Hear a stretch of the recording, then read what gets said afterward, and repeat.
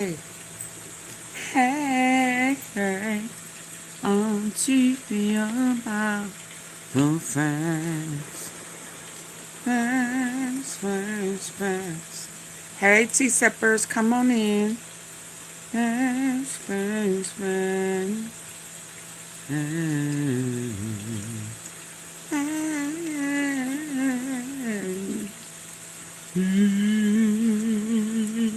Hey, y'all, hey, y'all. Hey, naturally, darlings, what it do? What it do? What does it say? Which of the following characters do you want to associate with? What it do? What it do? Hey, y'all, come on in. It's a lot, kind of. Oh, my goodness. I almost didn't make it today. Kind of tired of asking people, do you mean tired? What in the world is toward? You have to put that. Hey, purple flower. You have to put that toward on there. I mean, I think it's supposed to mean something a little different. It's supposed to have that emphasis on it. But listen. I think they playing it. Well, they ain't playing in our face because we already know something just ain't right. What they say is something just ain't right. Sure ain't, baby. Something ain't right. I was listening to that old message the other day. And when he was talking, when everybody was saying, oh, we haven't seen Bibi Netanyahu, not you, in a few days. And then they came out with that old crazy message. It didn't matter that it was AI. It was mattered the one, he was lying. And two, it didn't sound right. It sounded like somebody in the U.S. wrote it for him. And then it sounded like, some people say he had 5 fingers. Some people said he have 6. 5, 10, 15, 20. I mean, how many fingers can you have? And so when I first saw it, I'm pausing it, slowing it down, looking, and I'm saying, I see 5 fingers. Messed around today and saw the one where it showed us 6. I said, oh my God. Then I saw it. Hey, Mrs. Tom, how you doing? When I saw it, yes, I just ate something, and I got one last cookie. I have to eat before I come on out. I think these all of oregano. I think it takes your appetite away. I ain't lying, baby, because I don't be wanting to eat. And when I think about eating, I kind of remember when, it's like all of a sudden here recently, within the past 3-4 months, they've been trying to undo all the lies, all the manipulations, everything that they done put in our head for years. They're all, at least my life, they trying to undo it.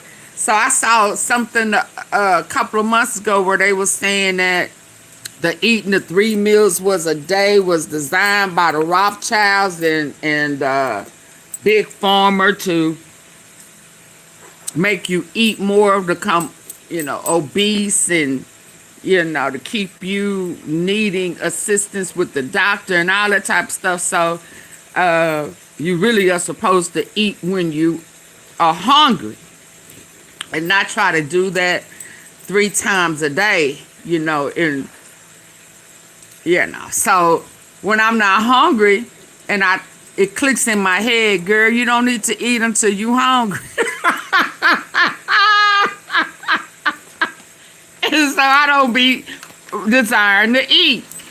But I know that when I'm about to come live, I need to go and put some in my system because I know somebody gonna ask. Well, Mrs. Tom gonna ask me, Auntie Fee, have you ate?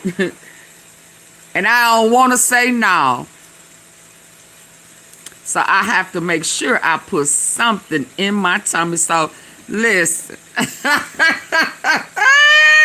But that's okay though, you know. You know, somebody that will hold you accountable. So, because I messed around and would not have eaten nothing.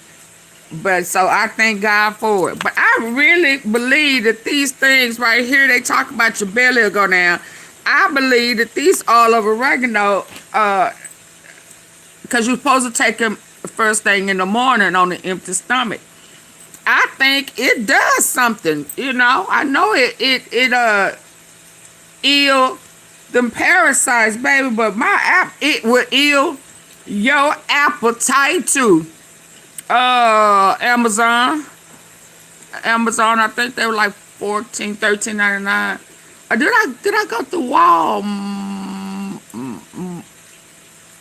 It was either Walmart or Amazon. Yeah, I think they take my appetite away. Thank you. Thank you.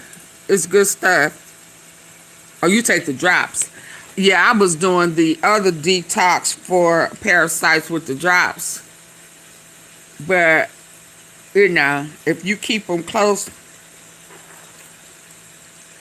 to the restroom or the bed that's nearest you, even if I don't want to get up and go into the kitchen, they right there close. I could just put 2 of the little capsules in my mouth, and then I will have them in my system. I will get them on Amazon. Okay, so listen. So here, I mean, I've been getting a lot more. He got, let me set my goal too. He gone. But when I saw them 6 fingers today, I hollered. And then as I was scrolling through, you know, I saw this and I said, oh, baby. Because some things they just wouldn't get away with because, you know, they censor so much. You know, folk didn't even want to say. Well, yesterday I saw them carrying, you know, some things. But heck, I said they ain't been hitting my like button. So I ain't finna, But yeah, I saw them carrying them out yesterday, you know, covered. I said, ooh. And then they said that hey, Monty, hey, Reflections, hey, Joe. I thought I saw Samantha. Purple, I guess not. So I said, so it's getting kind of deep, you know. When they did their little AI message to try to show that he was still alive. Because then I turned right around and found it. Because I kept thinking, y'all remember, if y'all were here, I said, where does he have to use a translator before? I just didn't remember that translator. So I said, yeah, I'm going to have to go back. He talks. Because I done talked about his thick tongue. And I thought it was his voice. Why did he need it? He had never needed it before. Not before. Before. So then I messed around and I saw the message where he was speaking, you know, and talking, but it didn't have that blue screen in the back. And I'm thinking, is that some type of halogen thing, a hologram, or I don't know. So, but I saw that too. Before. So then I started just watching the flow. You know, I'm a texture person. So I had to get the texture and the feel of what's going on. He out of here, y'all.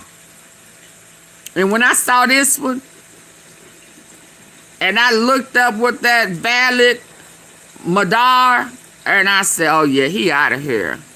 Netanyahu confirmed unalive with brother and 6 generals.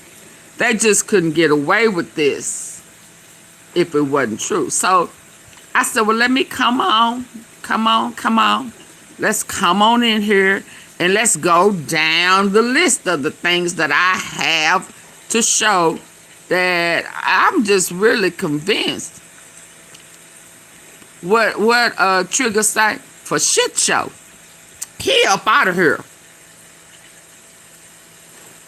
And so what is that going to do for Donald? Then today I see, yeah, we have 212 people in here and 22 likes. If y'all don't get the hitting the like button, if y'all don't hit that like button, 222. 210. Yeah. If y'all can't hit it, go hit the nowhere left to hide. Yeah, it's getting ugly. Y'all hit the like button so I won't, once I get started, I won't be pausing. You know, what's the hey Richard, how them put so I won't have to be put in the live. Yeah, don't make me put. I really rather not have to put. Yes, you know. Lord, I clowned the other day, baby. Talking about that old pissed-out ass puss, baby. Please don't make me have to put. I don't know what made me think of that when I started. Anti-white. Y'all, I done had some honey, so I may be a little tickled and hyper for a little bit. So bear with me. Let me get over here and show y'all what I'm talking about. Show y'all what I'm talking about, cause I started seeing a lot of little stuff. Hold on, let me get back over here. Is it over here? Is this the one I wanted to start with? It's not. It's not the one I really wanted to start with, because I really wanted to start with the one. Oh, Lord. I really wanted to start with the one where I heard him speak. According to the financials, I don't need to see the financials. I really wanted to start with the one. Oh, man. Oh, yeah, let's hear this. I wanted to start with the one where I heard him speak the proper English. Okay, I'm gonna get it. Let me get it, Miss Tom. Thank you. Thank you. So I want y'all to hear this. I want y'all to hear, because, you know, sometimes y'all hear me reference long time ago. I think I be saying 1996, but it was a long time ago where he kind of told us what his plans was for the U.S. But I kind of heard this one the other day where he kind of told us what his mindset was about manipulating us. Are y'all ready?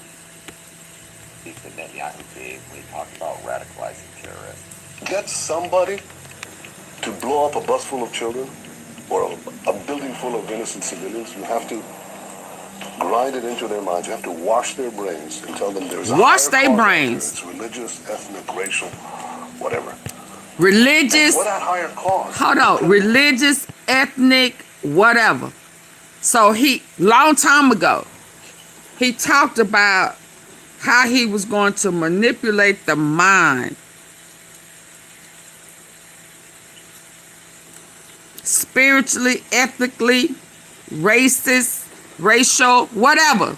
Just get into their mind. Come on. You have to grind it into their minds. You have to wash their brains and tell them there's a higher cause out there. It's religious, ethnic, racial, whatever. And for that higher cause. A higher cause. So when you hear these people not being able to say America first, you know, reconditioning of the mind. Y'all know when we first kind of got on this Charlie Kirk stuff. And to me, I didn't have to, but in my mind, in order for me to get ahead of what I had already heard him say out of his mouth, and kind of come to terms in which things kind of turn around. And I would say, I don't remember who it was that kind of challenged. And I said, because of the Bible says, because of the renewing of the mind, we have to renew our minds. And I remember saying, and at any point that there is a renewing of the mind, You know, we thank God for the renewing of the mind. So at that point, all of what has previously been said, you heard it, but we can't harbor on it, because before he left this earth, there was a renewing of the mind. We are listening to Bibi Netanyahu talking about altering our mindset in a negative way. You understand? He is sitting here saying we got to alter, we got to turn the right to wrong. That's his whole thing, you know. That's his whole thing. I've heard him talk about manipulating the mindset from good to bad to justify his cause. And his cause has been in place for a mighty long time. So when I hear this, I think about the renewing of the mind. Change their mindset. Lie to them, saying it's for God. Christians, well, you need to vote Christian. I'm not Christian, but Christians. Then you say where they have changed from Zionists to Christian Zionists. No such a thing. Either you are a believer or you're not. Either you have accepted Christ or you haven't. There is no in between with salvation. So we got to be mindful not to fall for the bananas in the tailpipe, not to fall victim of knowing something is wrong, but going along with it anyway. That's a reprobate mind. See, it means a little different to me now, because I know that there is intentional evil forces out there to manipulate our mind. So now it really don't make sense if you paying attention to ride a fence like that. They want you on that fence, because as long as you on that fence, there's a greater chance for them to manipulate the mind. Does that make sense to anybody? If it makes sense to you, please hit the like button. You know, I may start out laughing and giggling, but I don't know how long I'm gonna laugh and giggle with this one, because this man is talking about playing with our minds, playing with our relationship with God, and that's just ain't cool. But let's listen. Do you guys remember that speech that Netanyahu gave when he talked about radicalizing terrorists?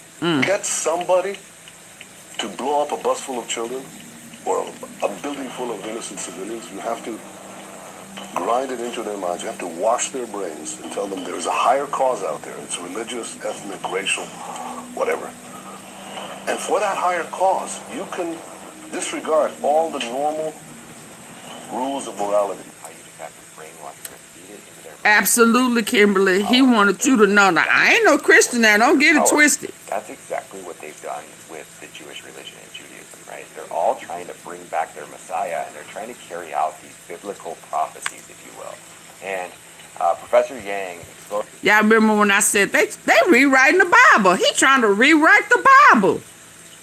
Do y'all remember when we was kind of fresh off into this mess, trying to understand why they had put this young man on a pedestal who was speaking hate on one side, but saying that he was the devout Christian on the other.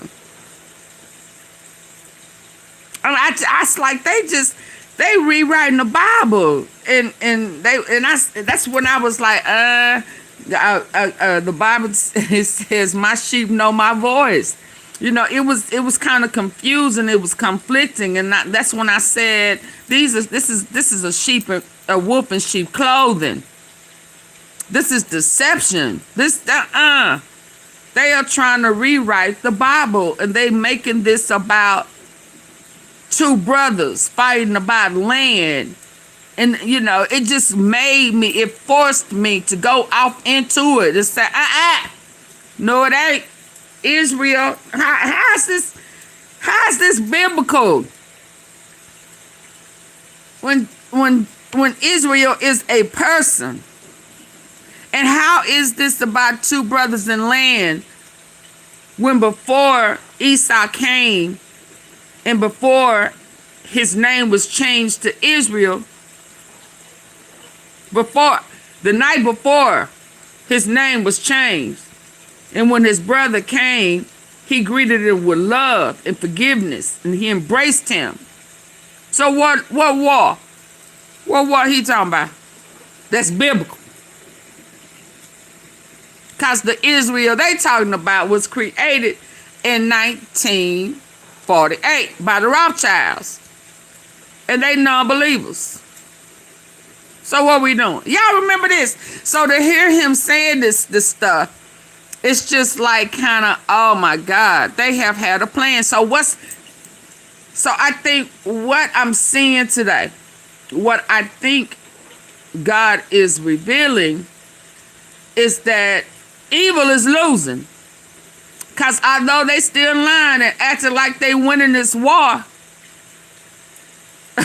they don't want folk to know who gone.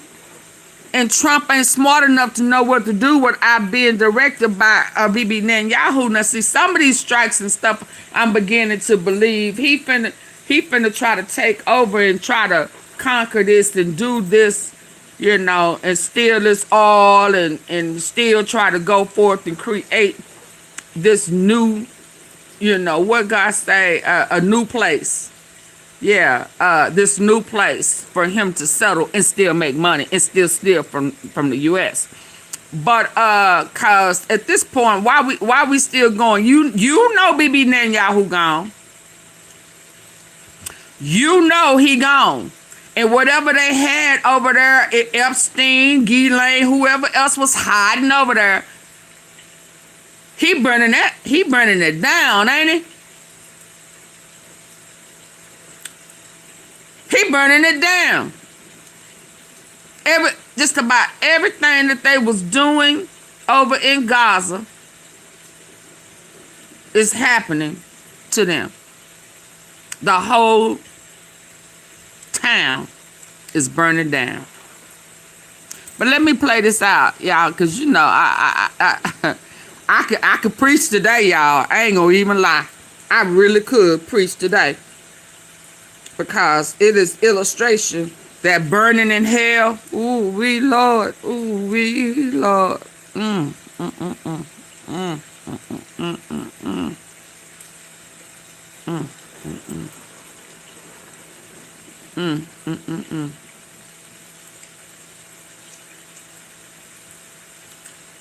And to know that these foreign countries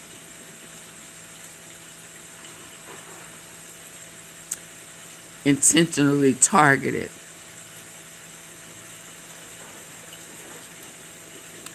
military bases of our people that was a part of this child trafficking in foreign countries have to come in and defend victims. Now, people may have lost their life, but they intentionally did it because they knew that there was child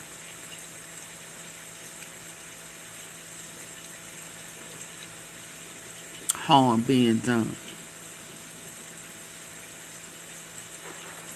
They didn't do it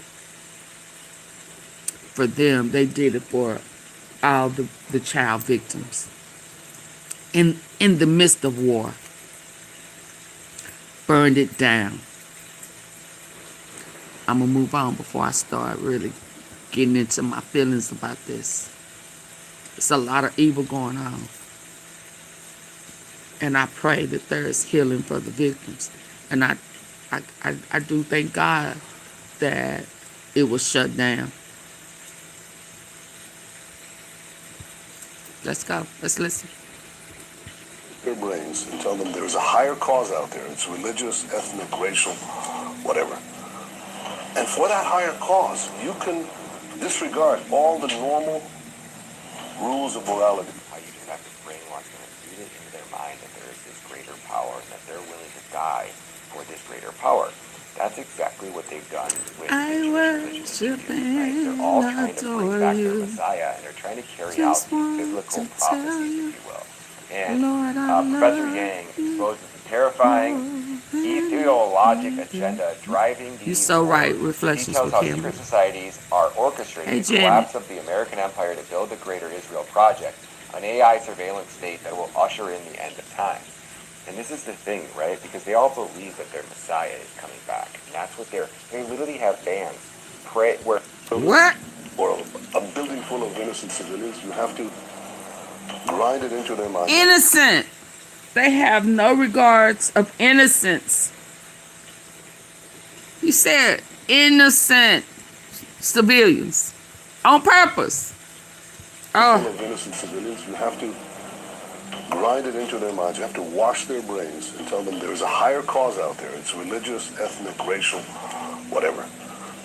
And for that higher cause, you can disregard all the normal rules of morality. how you just have to brainwash them and feed it into their mind that there is this greater power and that they're willing to die for this greater power.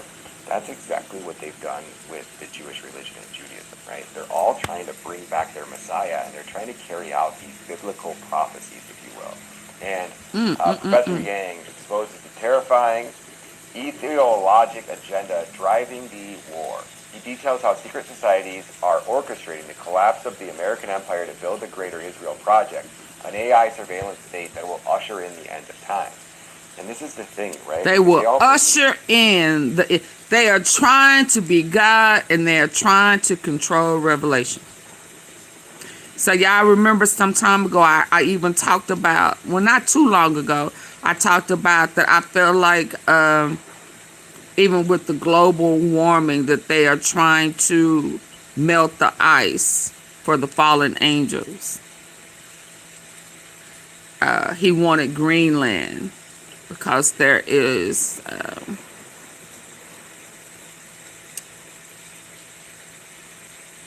something under the ice.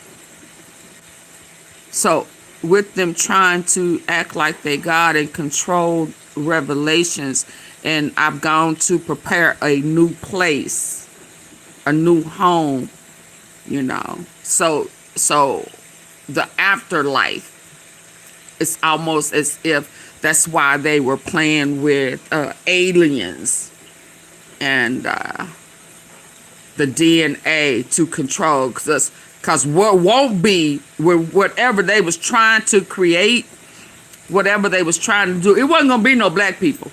The dark, it wasn't gonna be the darker shades of the 50 Shades of Brown, because they are jealous of the darker skin. So they want to erase the fact that who is chosen and who, you know, what color was here in the beginning and what DNA holds the most weight. Y'all understand? You know, they try to whitewash all of that. They try to imprison, enslave all of what was chosen. And we're only chosen, let's be clear, because they chose to denounce Christ.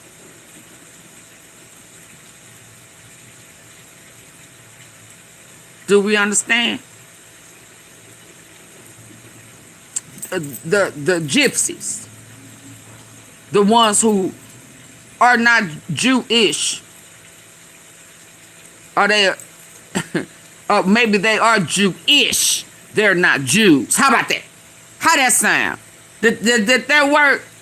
You know, respectfully, no disrespect, and we can't disrespect, because we need to come to terms that we, the darker shades of brown, are Jews. And I'm staring at y'all right now. But we may have to tackle that another day. But let's be clear. They're trying to rewrite and eliminate. They think that they are God. Let's go.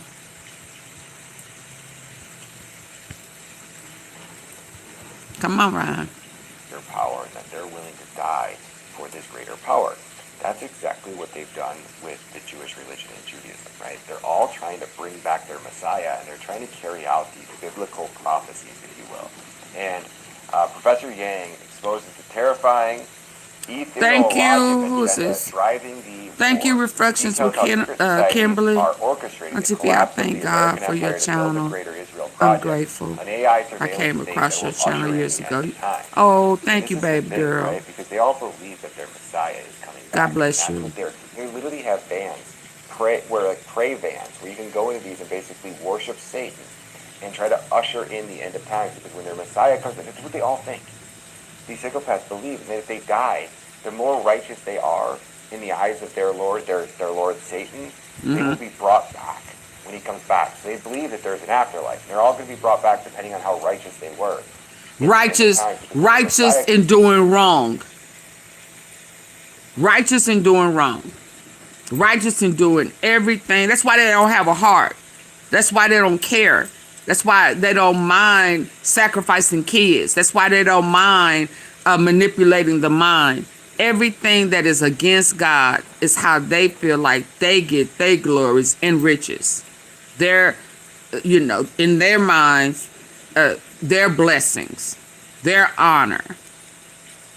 Everything has to be opposite of Christ. That's why I tell y'all, if y'all watch Trump's, his flow, his mannerism, his way of thinking is always opposite of whatever he says. It's what they all think. These psychopaths believe that if they die, the more righteous they are in the eyes of their Lord, their Lord unrighteous, Satan, right? They will be brought back when he comes back. So they believe that there's an afterlife. Crystal. They're all going to be brought back depending on how righteous they were when they were alive. Meaning, how much did they defile Christianity? How much did they defile our Lord? Okay, let's go. So I'm going to let Piers Morgan, Professor Yang, take it from here. Check this out.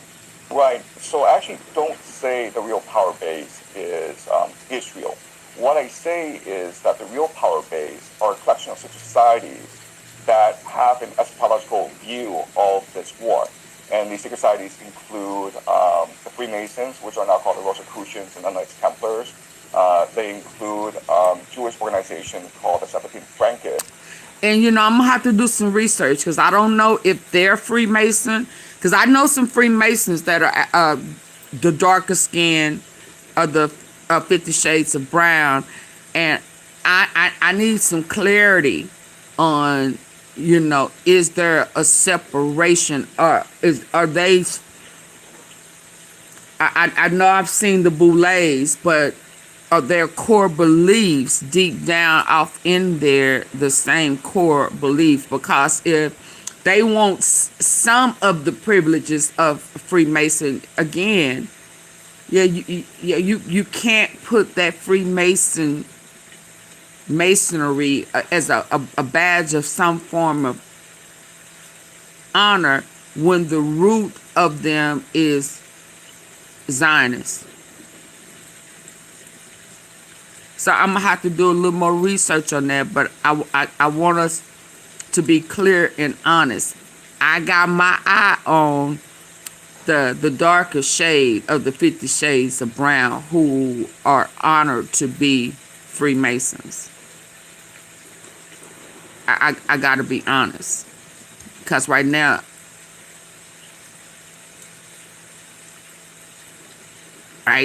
they almost are everybody in the same boat. I don't know how to separate it, but because when I hear Freemason, I just hear Freemason. I know that the Boulets, but when I hear that bishop talk about it, he's still saying the root of them is evil. And so therefore that special privileges that they get is still tied to selling their soul to the devil. But let's stay woke. Let's go. Are in the eyes of their Lord, their Lord Satan, they will be brought back when he comes back. So they believe that there's an afterlife. They're all going to be brought back depending on how righteous they were. Way to go, when they were Janet. alive. Thank you. Meaning, how much did they defile Christianity? How much did they defile our Lord and Savior? So I'm going to let Piers Morgan, Professor Yang, take us from here. Check this out. Right. So I actually don't say the real power base is Israel.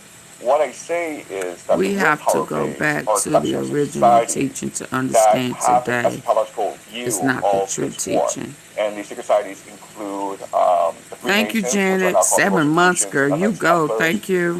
They include Jewish organization called the Sephardim Frankists, who are embedded in a religious movement called Shabbat Lubavitch. And then you have the Jesuits. You have a collection of secret societies. And they believe that... And I used to live in Dallas, right next door to Jesuit High School. You know, rich kids. You know, not even knowing the root of Jesuit.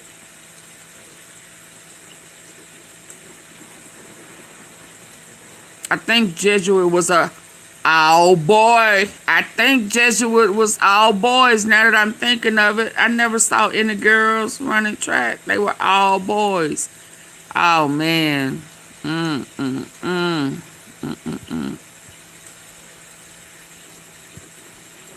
a collection of secret societies that have an eschatological view of this war. And these secret societies include the Freemasons, which are now called the Rosicrucians and the Knights Templars. They include Jewish organization called the Sephardim Frankists, who are embedded in a religious movement called Shabbat Lubavitch. And then you have the Jesuits. You have a collection of secret societies. And Oh yeah, Purple Flower. I think I sent it to Room Shaker the other day. A guy that was in Chicago. When I go back over to the other side, I'll try to find it. A guy from Chicago. He works where they make the clouds. I said, Lord, have mercy. Chicago is one of the manipulated, man-made cloud stations. Yeah. Sephardim Frankists, who are embedded in religious movements called Shabbat Lubavitch. And then you have the Jesuits. You have a collection of secret societies. And they believe that a war in the Middle East would start a process that would culminate in the end times and the return of Jesus, the arrival of the Jewish Messiah, the building of a one world government. They have different eschatologies, but a lot of their time frames do align. So where they converge is that there has to be a war in the Middle East to kick things off. This war in the Middle East will lead to the defeat of the American Empire, and this will lead to the culmination of the Greater Israel Project, where Israel is able to control the Middle East from the Nile to the Euphrates. Once the Greater Israel Project is in place, it will transform into the Pax Judaica. What about the Euphrates? Because that's where they say the fallen angels are. And that's why he refused to accept the global warming. Because he wants the ice to melt. He wants it. A lot of their time frames do align. So where they converge is that there has to be a war in the Middle East to kick things off. This war in the Middle East will lead to the defeat of the American Empire, and this will lead to the culmination of the Greater Israel Project, where Israel is able to control the Middle East from the Nile to the Euphrates. Once the Greater Israel Project is in place, it will transform into the Pax Judaica, which is an AI surveillance state.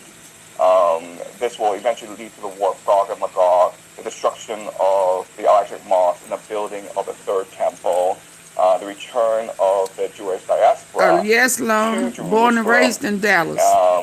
And the arrival of the Jewish Messiah or the Antichrist. So they have the scriptures out. Here they go. The building of a one world government. They have different eschatologies, but a lot of their time frames do align. Where they converge is that there has to be a war in the Middle East to kick things off. This war in the Middle East will lead to the defeat of the American Empire, and this will lead to the culmination of the Greater Israel Project, where Israel is able to control the Middle East from the Nile to the Euphrates. Once the Greater Israel Project is in place, it will transform into the Pax Judaica, which is an AI surveillance state. This will eventually lead to the war of Gog and Magog, the destruction of the Al-Aqsa Mosque and the building of the Third Temple, the return of the Jewish diaspora to Jerusalem, and the arrival of the Jewish Messiah or the Antichrist. So they have this scripted out, and unfortunately, a lot of world events are conforming to this script. Now let me play a speech from Benjamin Netanyahu from all the way back to 1995 when he explains what a terrorist is. You should probably just clip this part, because let me remind you of exactly what Netanyahu was saying when he was describing an actual terrorist, and then ask yourself, what just happened in Gaza? Terrorists do is target the innocent deliberately. Therefore, my definition of terrorism. Target the innocent. This right here is during the same time frame that he said his plan is to leave the U.S. a third world country. Now, y'all hear me talk about that often. And here he is right now. He may not say that part, but this is during the same time frame when he made that statement. Let's go. Let's listen out of his mouth. Is the innocent, the systematic, and So he don't have that thick tongue right here. Y'all hear that? His tongue ain't heavy with that man, with his man talk Hebrew. I can't even say it. Hebrew. I can't say it. Language, because his tongue's so thick. You hear him now. He don't have that here, because he was working and living in the U.S. Pay attention. Describing an actual terrorist. Hebrew. And then ask yourself, what just happened in Gaza? terrorists do is target the innocent deliberately. Therefore, my definition of terrorism is the systematic and deliberate attack, murder, maiming, and menacing of innocent civilians for political goals. You can tell a lot about terrorists, but what happens For political means. Okay, do y'all see he don't have that heavy tongue? Because he's not from over there. He's Polish.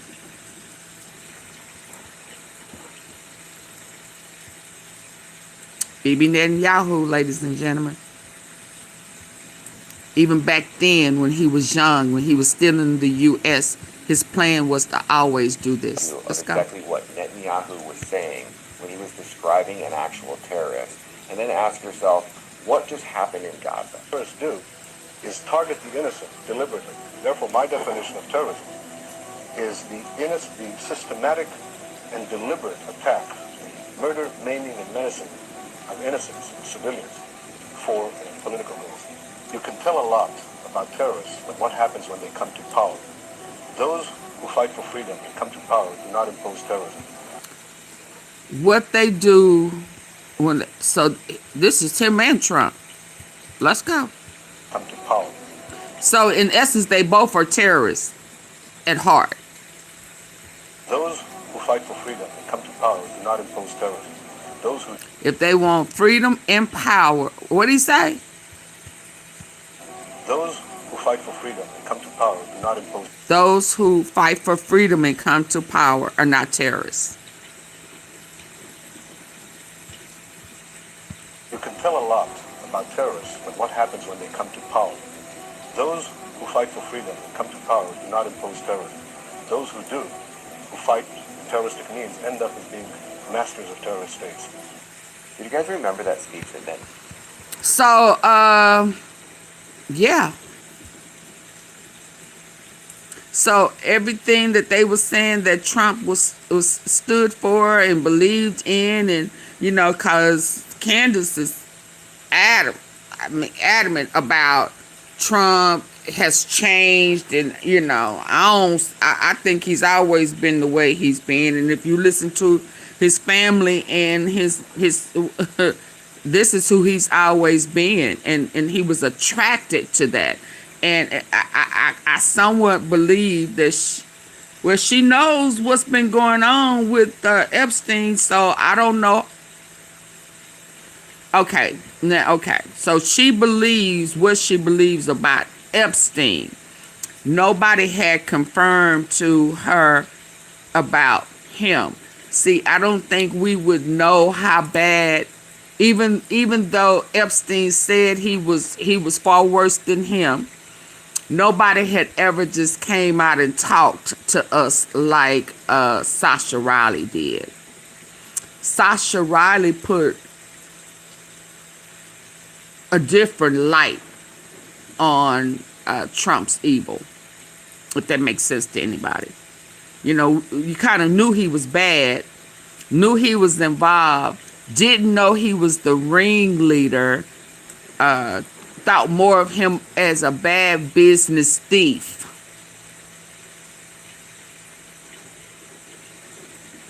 But not a leader of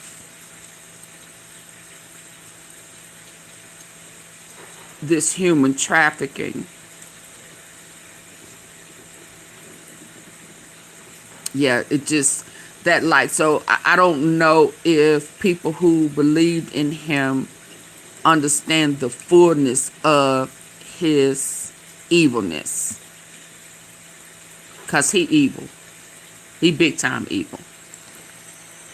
But to listen to Bibi Netanyahu and his mindset long time ago,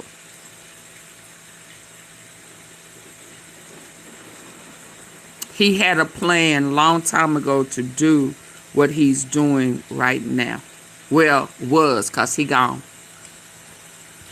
Yeah, hold on. The Jewish Messiah or the Antichrist.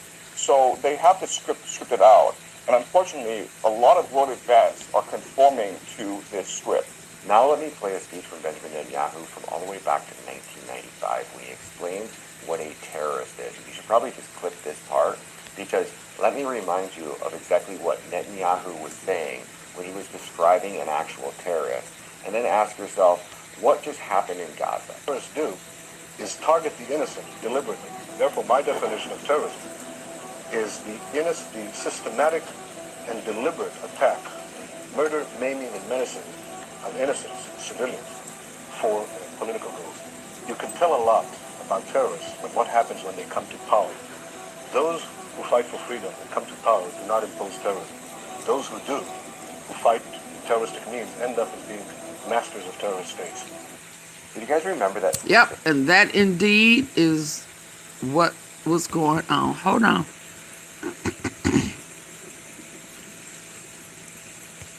So I was going to find when he had that thick tongue, but that's not even necessary now. Okay, who's asked? He told me I was crazy when I told him the clouds might be man-made and used to block out the sun. So look, use this video when they try to call you crazy. Thank you, Louis, for the lucky clover. Thank you.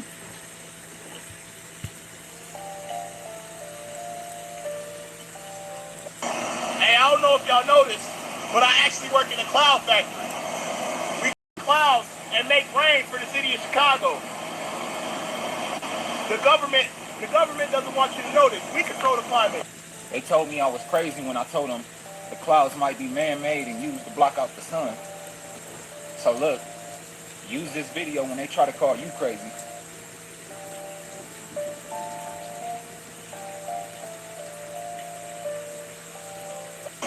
Hey, I don't know if y'all know this, but I actually work in a cloud factory. We create clouds and make rain for the city of Chicago. The government doesn't want you to know this. We control the climate.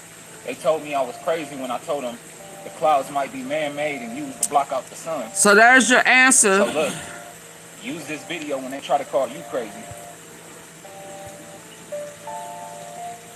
They not moving. Hey, I don't know if y'all know this, but There you go. I told you I had just saw it, didn't I? Block out the sun. Ain't that a Mason? Yeah.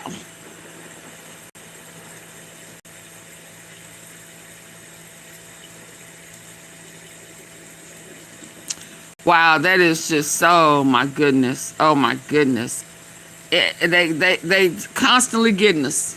Every way they can get us. Right? Contains.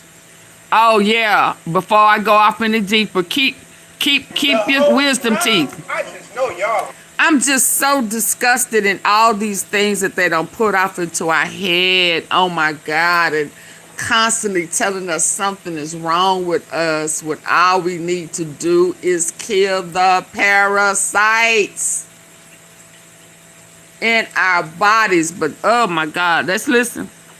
Did y'all know that wisdom teeth contains stem cells? Allegedly, it's aid to repair the heart, the brain, and bones. Not only that, scientists also are saying that stem cells are being able to repair liver damage, kidney disease, lung tissue damage, and diabetes. Wisdom teeth contains dental pulp, a tissue that's threaded with blood vessels and nerves. Now, am I tripping, y'all? Because I know my whole life, they've been teaching us and telling us, you gotta go get them wisdom teeth pulled. Make sure you get them wisdom teeth pulled out before you get too old. They was trying to take them out to kill us. Didn't want us to repair ourselves, heal, nothing. Not only that, have y'all noticed, when you do get your wisdom teeth pulled, you can't even take the bitch home. What y'all doing with my teeth? I'm pissed. You niggas to rob me out of mine. All of a sudden now we just got a cure for everything. That's why they named wisdom. That's why they were named wisdom. That's why they were named wisdom.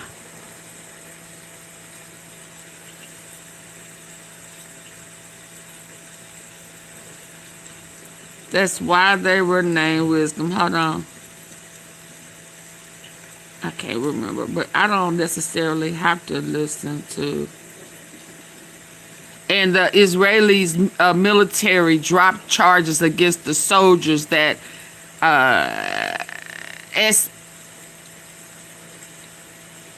SA'd the Palestinian children on camera.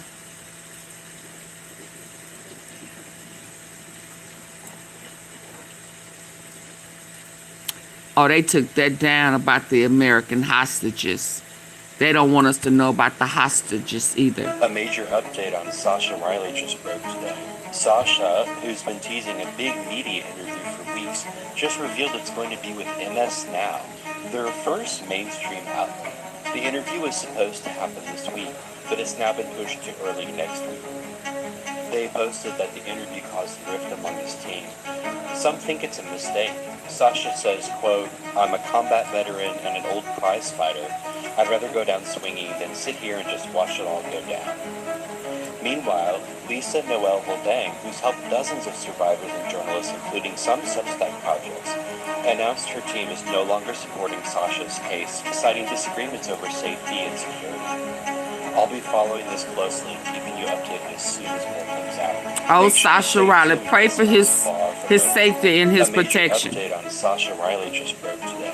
Sasha, who's been teasing a big media interview for weeks, just revealed. So he has a big interview coming soon. Pray for his safety.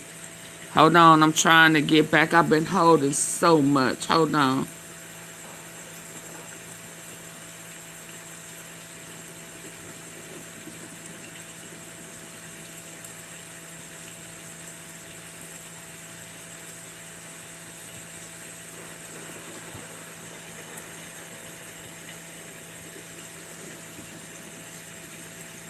This is when they were saying the Iranian media claims Netanyahu killed in a strike as Israel's silence fuels speculation.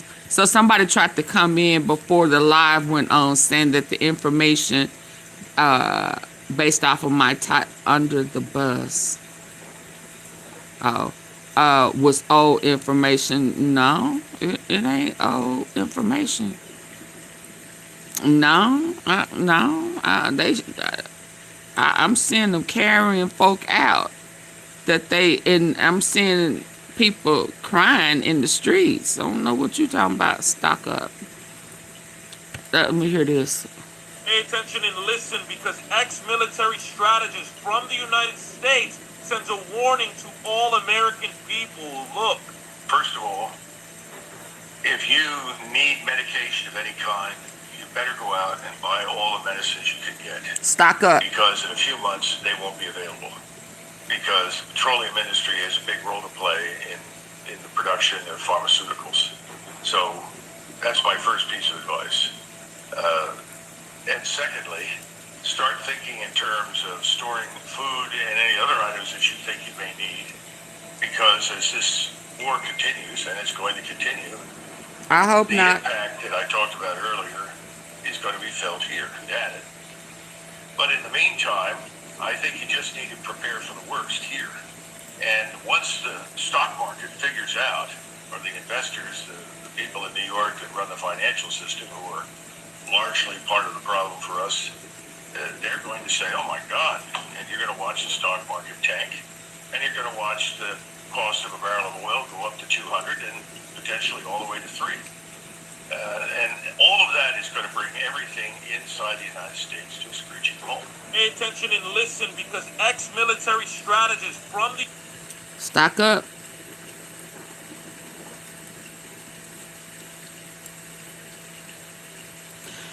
I want y'all to hear this too. Did you call us the white devil? I said that's why the white man is the devil. So I'm a white man, and I'm the devil. Yes. And what does that mean?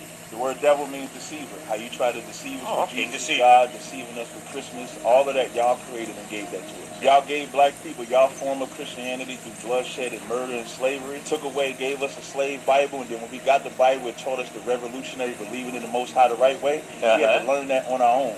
Yeah. When a black man has to walk into an environment, and the first thing he has to establish is that he's a man is because of what y'all created. So yes, you are. I did not create Jesus. Jesus was an historical person who lived 2,000 And he years did not ago, look like y'all. and I did not create Jesus. And he did not look Secondly, like y'all. you need to read Howard Thurman, who gave a great talk at Harvard in 1947 about the power of the Negro African spirituals. Those slaves understood that there was coming a day of judgment when God would judge evil and when justice would win. You got to read. Also, he knows. Because they are in He touch with knows. reality. Did you call us the white devil? Yeah, so I was impressed with this because I don't know what type of debate they were having, but he knew the truth. I'm just kind of happy on the inside to know that they have known, so they know the truth. And more people are talking and reciting the truth about Christ, here lately.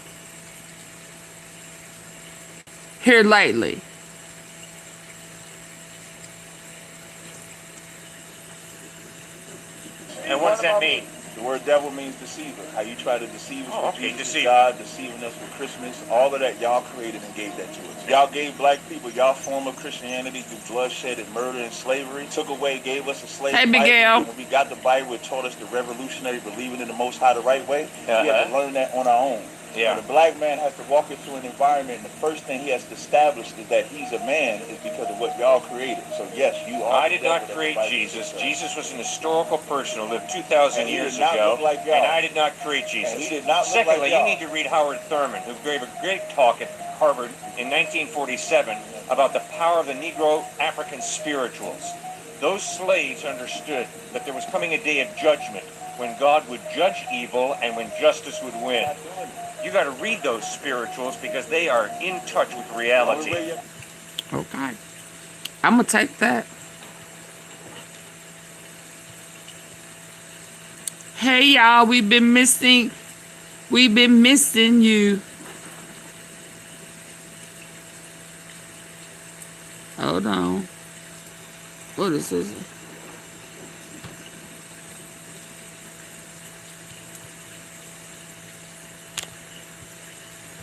angel of the elect. That's why it was his job to, most people are unaware of it. St. Michael is actually the guardian angel of the elect. That's why it was his job to kick out the demons from the company of the angels that remained faithful, who were the elect. That also means that he became the guardian angel of the Jews, the Jewish religion, in the beginning, because they were the chosen people. But once, according to the fathers of the church, they apostatized and rejected Christ, they ceased being the chosen religion and the chosen people. And now it's transferred to Christians who believe in Christ. So we're the chosen people now. That's right. The big mistake that people make is still thinking that the Jews are the chosen people. They were, but they rejected their inheritance. They refused to accept Christ. This is why Christ was so harsh on them. He gave them one generation. So after Christ dies, the Romans destroy Jerusalem, and that's why now none of the Jews are practicing their religion, because none of them are offering sacrifice. That doesn't mean that they're not living up according to certain parts of the Old Testament and things of that sort, but they're not actually performing the ceremonial laws. And that's why they're so driven to rebuild the temple. Most people are unaware of it. St. Michael is actually the guardian angel of the elect. That's why it was his job to kick out the demons from the company of the angels that remained faithful, who were the elect. That also means that he became the guardian angel of the Jews, the Jewish religion, in the beginning, because they were the chosen people. But once, according to the fathers of the church, they apostatized and rejected Christ, they ceased being the chosen religion and the chosen people. And now it's transferred to Christians who believe in Christ. So we're the chosen people now. That's right. The big mistake that people make is still thinking that the Jews are the chosen people. They were, but they rejected their inheritance. They refused to accept Christ. This is why Christ was so harsh on them. He gave them one generation. So after Christ dies, the Romans destroy Jerusalem, and that's why now none of the Jews are practicing the religion, because none of them are offering sacrifice. That doesn't mean that they're not living up according to certain parts of the Old Testament and things of that sort. You must be born again. In order to inherit that in which he promised, you have to have accepted Christ as your Savior.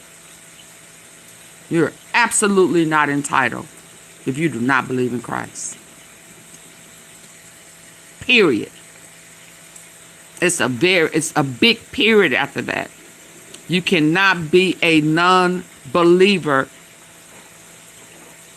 and get your inheritance. This is why they are trying to recreate it. They're trying to recreate what they know that they have lost because they sold their soul to the devil. And this is why they're saying that they're going to come back. Oh, okay. So where we know that we're going to be caught up to that in which he has created a better place for us, they gonna come back from this fire that they are experiencing right now, this burning. See, this is why they don't want us to talk about what's going on over there, because it will appear that this would be maybe their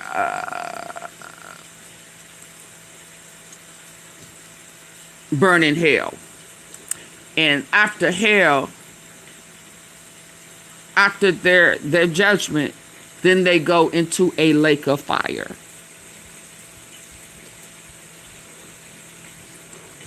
So when we think about,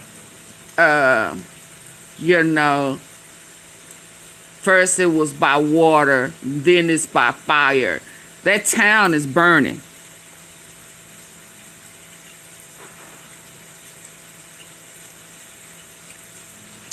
Israel is looking like, I don't remember, and it may have been this much fire, this much explosions, and missiles spinning, the plane going upside down. just unloading it in spirals and clusters. I didn't see that going on with Gaza. I'm gonna be honest. It wasn't televised the way it's being televised now. I mean, this was the eye opener. So, it's just so revealing, because when everybody will have a chance to give their life to Christ. Just a lot of little things that we have read about or been taught about, it may not be looking exactly the way we may have imagined it to be. But yeah, I think I'm seeing it now. I think I see things a lot more closer than I have ever seen before. I haven't experienced, like, thank God it's not in the U.S., but like seeing a war for real. I mean, the real aftermath, you know, and seeing it while it's happening. Seeing it while it's happening. Now, if we were winning, if our guys, if this was our war and our guys would be winning, you know, we would probably be more in tune. But this is one, not our war, and the war that we are being forced to sacrifice our young men and women. We're not winning. We are not winning. And what they're telling us is a bunch of lies, which is not cool. So I'm more in tune now because of the deception, one, and two, because I know that they are really trying to undo or duplicate what's in Revelations. We're seeing creatures in foreign lands, you know, with wings on. They bringing these aliens up close and personal. You know, they're giving us all of this stuff that they have had classified is becoming declassified. You know, this is the first time we are really, really, really finding out that they have had the cure for the big C and they just had it sealed. And so that brings it even closer that everybody who tried to present the cures to us, Dr. Sabi, plus others, it's not just him, it was others, they mysteriously passed away. There was threats on their lives. You understand? Because they're all in cahoots together with their manipulation, the big pharma, the whitewashing, you know, all of that. Lining their pockets.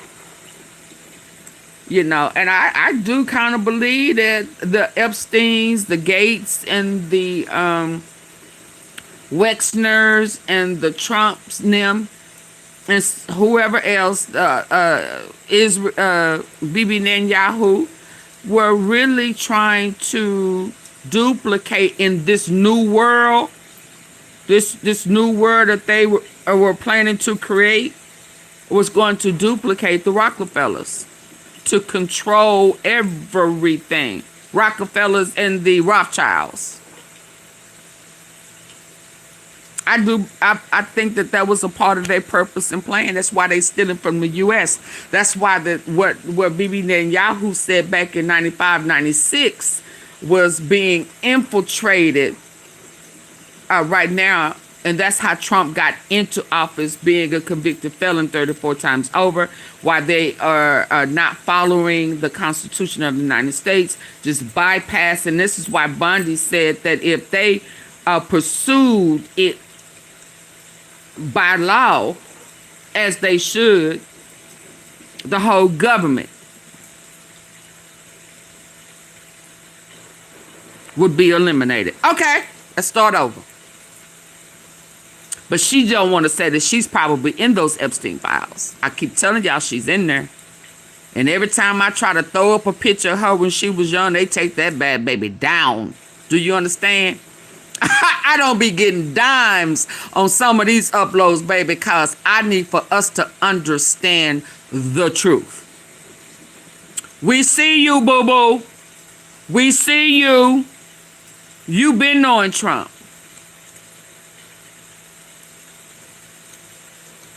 You been knowing him. So you one of the ones that you are protecting. You're protecting yourself as you protect your big daddy, big papa, whatever you want to call him. Hey, big daddy. Hey, yeah. Yeah, but let's keep going, y'all.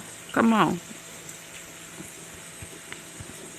And that's why now none of the Jews are practicing their religion because none of them are offering sacrifice. That doesn't mean that they're not living up according to certain parts of the Old Testament and things of that sort, but they're not actually performing the ceremonial laws. And that's why they're so driven to rebuild the temple. Most people are unaware of it. St. Michael is actually the guardian angel. Hold on, let me stop. Let me move on. I got too many. We got to touch bases on before because I got to show you them carrying. What's this? I'm laughing, but I don't remember what that is. What are you saying here? Benjamin Netanyahu very quickly denied responsibility. Somebody's fabricating.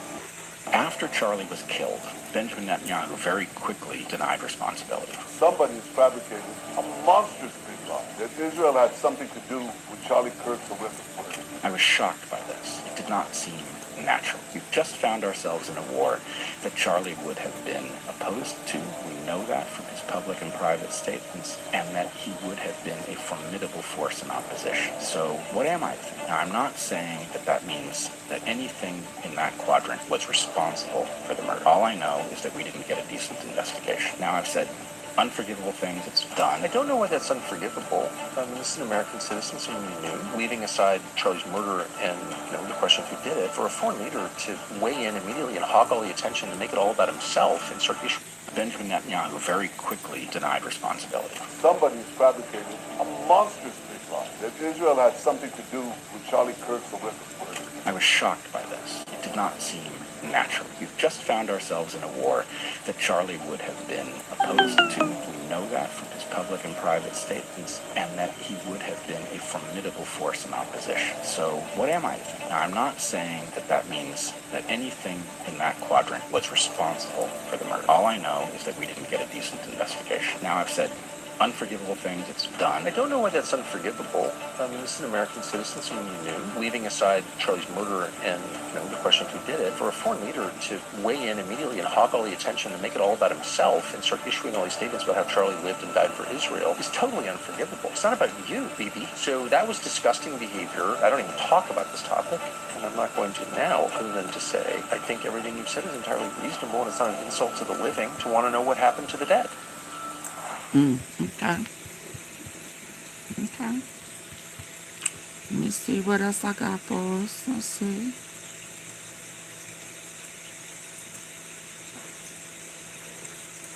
Oh, yeah. So this is one when I wanted y'all to hear first, that dialect. Oh, no. They took it. Hold on. Is it gone?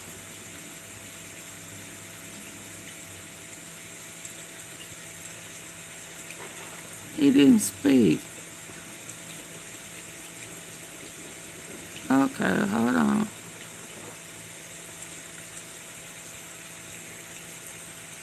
Citizens of Israel, my brothers and sisters. Yeah, We are in no. historic days. Why do I have this one marked of Bibi speaking?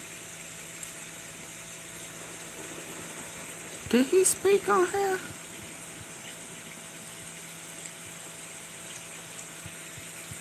I don't know what happened. Hold on, bear with me.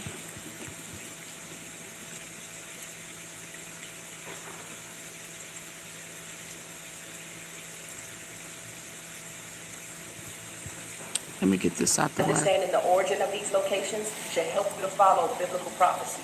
Check it out. Countries in the Bible and what they are called today. Iran was known in the Bible as Persia. The name was changed in 1935. Iraq was known in the Bible as Babylon. The modern name appeared in 1932, coming from the ancient region Mesopotamia. Syria was known in the Bible as Aram. The name changed during Roman times around 64 BC. Ethiopia and Sudan were known in the Bible as Cush. The name Ethiopia appeared in the 4th century. Sudan received its name in 1956.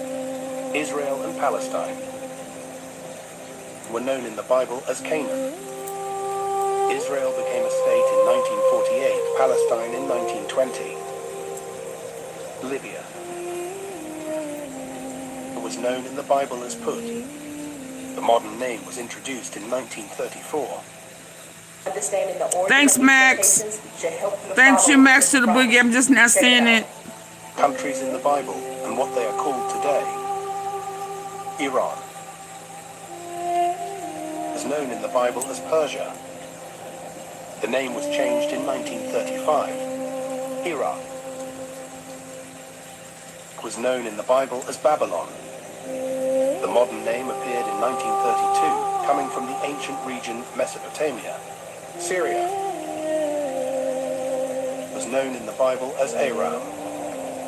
The name changed during Roman times around 64 BC. Ethiopia and Sudan were known in the Bible as Cush. The name Ethiopia appeared in the 4th century. Sudan received its name in 1956. Israel and Palestine were known in the Bible as Canaan. Israel became a state in 1948, Palestine in 1920. Libya was known in the Bible as Put. The modern name was introduced in 1934. Understanding the origin of these locations should help you to follow. I hope that helps. For those who didn't know, a reset, okay? Thank you, ma'am.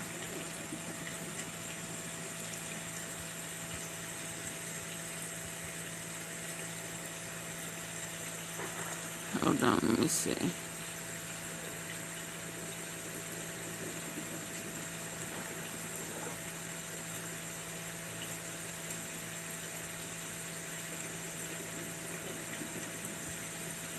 What a glorious day. Netanyahu might be dead.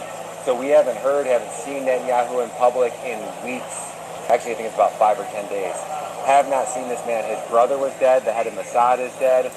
What a fucking win for the world that this fucker's dead. So Netanyahu put out a video earlier this week. Actually, it was yesterday.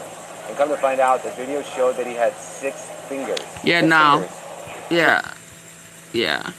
I've seen that six fingers, but I don't have to talk about that. I'm going to show y'all the 6 fingers that they took down. And shout out to Putin. He against that cannibal stuff.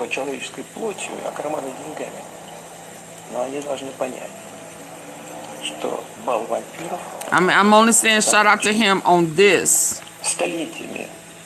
Putin is documented in the Epstein files as saving children from trafficking. He also banned Americans from adopting children from Russia.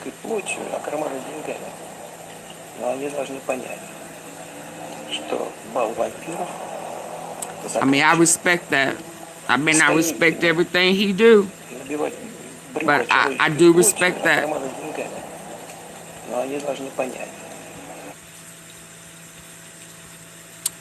You know, Iran war started because of. Let's see this. Why did Trump order the strikes on Iran when he did? Was it for good strategic reasons or just because Israel forced him to? Well, I have the real answer, but you're not going to get it unless you understand Jews. So when the U.S.-Israel axis decided to suddenly attack Iran without warning, it caught the world off guard. But for Jews, the timing wasn't strategic. It was religious. The story unfolds in the 5th century BC when Jews were living in exile in ancient Persia. While looking for a queen, the Persian king chose a woman named Esther to marry. But Esther was already secretly the wife of Mordecai, a member of the court. And to make matters worse, both Esther and Mordecai were Jewish. Esther kept her Jewish identity a secret to become the king's wife. But later, a Persian royal named Haman became furious at Mordecai for insolence, and to get rid of him and all the Jews completely, he arranged for a slaughter of all the Jews in the empire. To survive, Mordecai convinced Esther to appeal to the king by revealing that she too is a Jew and will therefore be killed. She does, but the king cannot legally revoke a decree he already made, so he proposes a new decree instead. Give the Jews a heads up about the plan in advance and let them defend themselves. The Jews launched a surprise attack on the Persians the night before the planned slaughter and ended up killing 75,000 of them. That story from the book of Esther became the inspiration for Purim. It has several themes that will become central to how Jews operate for the rest of history. First is state-sanctioned violence. The Jews performed a genocide, but they got government permission first, even though it was through deception. The second is that of inversion. They turned the tables on their enemies. Thank you, thank you. With just a bit of manipulation of the law. The third is that of preemptive justice, and this one is very important. Vengeance is an absolute core value in the Jewish worldview, but vengeance can be issued before the other party has done anything wrong, as long as they can assume that they would have done it if they had the chance. This is exactly why attacking children is not an accident when Israel goes to war. It is a time-honored battle tactic. They are killing their enemies before they grow up to become enemies. And it goes even deeper. Wow. In the story of Esther, Haman is supposed to be descended from Amalek. Amalek is a land mentioned in the book of Samuel as an enemy that needs to be wiped from existence. Every man, woman, and child. But in modern interpretations, Jews perceive any enemy of Jewry in general as Amalek, so the commandment to destroy them still stands. So the attack and its timing was symbolic. It represented ancient Jewish vengeance on the Persians, planned to take place on the eve of Purim, but the CIA actually told them to the attack up by a day. So now you know who is really running the show in this war, and why. Trump is only being puppet mastered by his handlers, and as a result, the U.S. military is going to do whatever Israel wants until the bitter end. Oh, Why did wow. Trump order the strikes on Iran when he did? Was it for good strategic reasons or just because Israel forced him to? Oh, well, I have the real...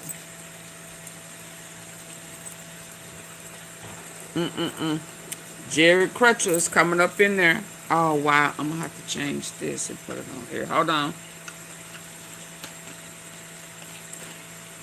Yeah, they calling him a handler. Y'all please hit the like button. I'm not stopping. I'm just changing. Hold on.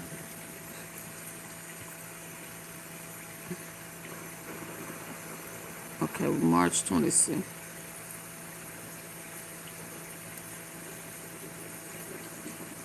Do we want to know this? Okay, so I'm here at Walmart, and Lauren Boebert just did this amazing oversight hearing where they're talking about Fauci's experiments with aborted baby fetuses. Implant aborted baby parts into lab animals. Have you heard of that sort of research? Yeah, we did an analysis a few years ago showing that over 90% of experiments Humans. with human fetal tissue. Hold on, what? You was finna say in humans. Let's go. Okay, so I'm here at Walmart, and Lauren Boebert just did this amazing oversight hearing where they're talking about Fauci's experiments with aborted baby fetuses.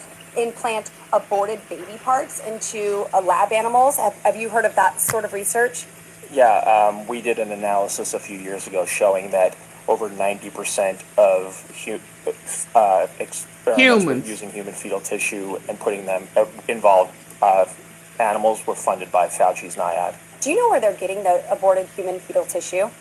A lot of it is happening at colleges and universities that have affiliated hospitals that perform that procedure. Madam Chair, I think we need to look into that as well. So the question is, how are they not poisoning themselves? How can they poison us? Okay, so if you come over here and you just look at any product, these are pickles, right? See on the bottom of that pickle, where that letter U is right there, that tiny little U? That means kosher. That means it's safe for them to eat. That means it's for you, for them. When you hear me tell you that they are literally putting aborted baby fetuses in, They know that it's for them. These colleges and these universities and these kids are like, oh, we're going to do a study on whatever product to see what's in it. And they start to test these things, and they find that there's DNA in there. Just look at Google. DNA, human DNA found in McDonald's meat. And it won't shock you. So when I play this video, and I'm trying to warn you that they are poisoning us, you should be paying attention. Everything in your cart should either have a U, a K, or one of their symbols on it.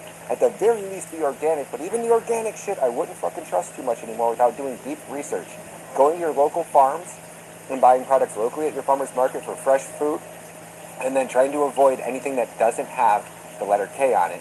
That way you know you're not fucking getting poisoned. Follow Miranda Wellness over on Instagram. This girl is absolutely... So that's why, you know, the dentists don't use toothpaste. This is why certain things that they don't feed their kids fast foods. They don't put their kids into the regular schools and everything, because they have it set up that they are poisoning us, but they're not poisoning themselves. Please start looking for the U and the K. And I know it's hard, because it's hard for me. Let me say it again. It is hard for me. But I am focusing on the U's and the K's. I'm finding myself, when I Google groceries, what I'm looking for, and what the store that I'm shopping at, before I get there, before I order I enter in kosher and let it tell me everything that's kosher. Because this is crazy. Okay? It's just crazy. This manipulation, it is, oh my God. It's hard for me. I'm like, dang. Certain things I just, you know, I'm already limited on what my intake is. And then now, I just deleted my whole thing. Oh my God. I just deleted myself and everything I have had. Please, I sure did. Oh my God. How did I do that? I deleted my whole... Oh my God. How can I restore that?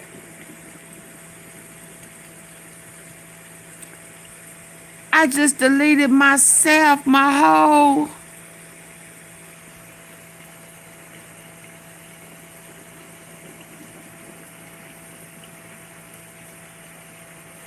I did, because it said delete. I thought it was deleting this other little thing over there that had popped up.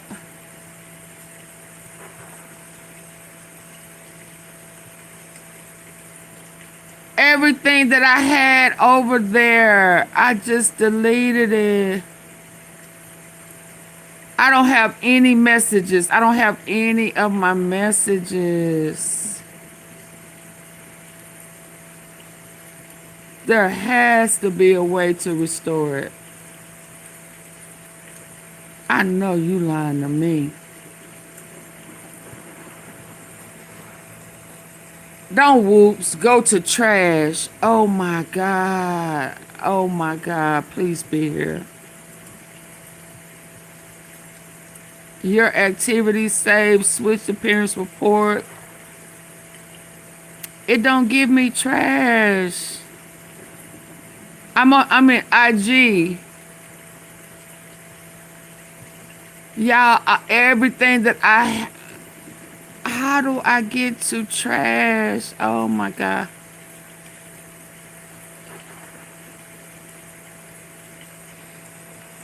It's in the clouds. What about clouds? Oh my God. Oh my God. It's not in settings.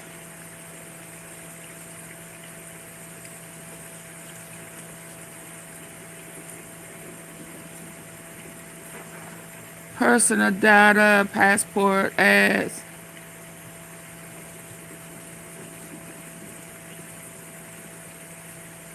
Come on, Lord, please. What do you save anything in the clouds? Kim. Oh my, okay, my bad. Oh my Lord.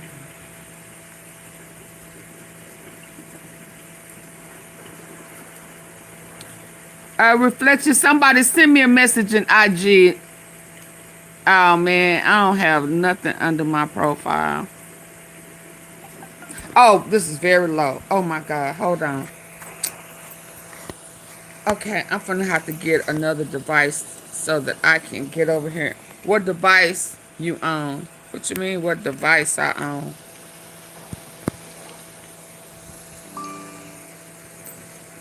What do you mean, what device? Search, explore, notification, create, profile, more.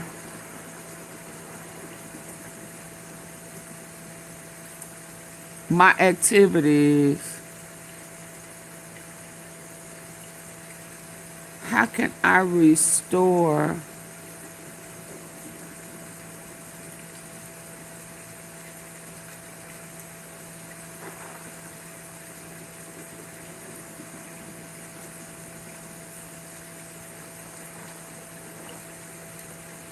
Yeah, I'm scared to do anything because I don't want to further. Okay, let me get over here. Oh my God. Or are you using a laptop? Oh, it's on my laptop. Yes. My laptop.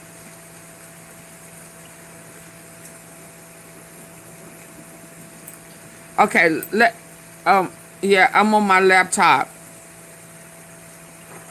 You want me to try on another device to see? Please, someone, please help.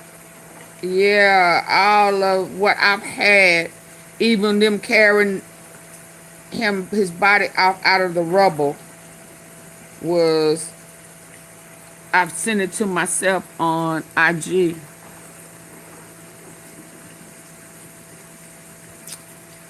Oh my goodness. Okay, so let me get over here and show y'all this. Why? Because I don't want to touch anything until I can figure it out.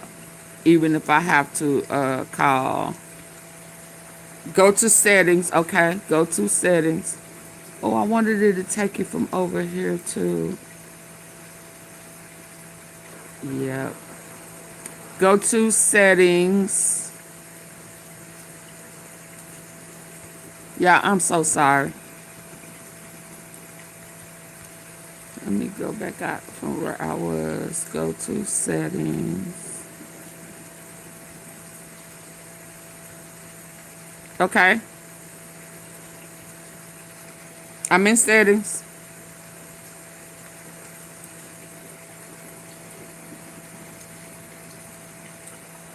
Fee about the facts. Fee. F-E-E, about them, T-H-E-M, facts, F-A-C-T-S. I'm under settings, I see personal data, password, I'll see a more account center. So where am I supposed to go here?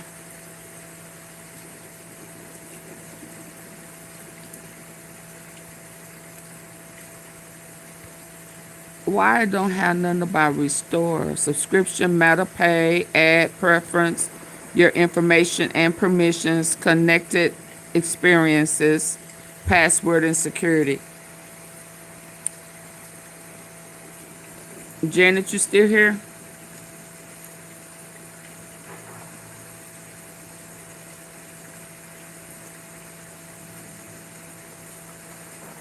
Nothing about restore.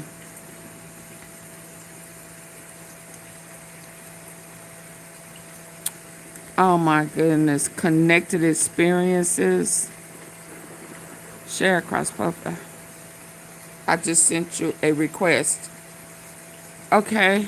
Syncing, showing links and profiles, logging in, following people that are memories from Instagram.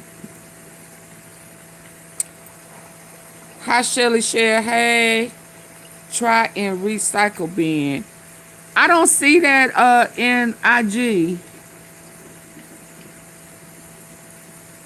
Oh, are you talking about this on my system? Okay. No, you talking about IG, right? There's nothing in my regular recycle bin account. Oh man. I'm under my account center. Oh man. I don't want to hold it. Do you see recycle? Uh-uh. And on Instagram? You talking about in the settings?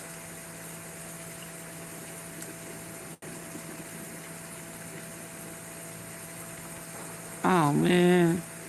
Recycle. This is crazy. Oh my God. Let me go to IG on your phone.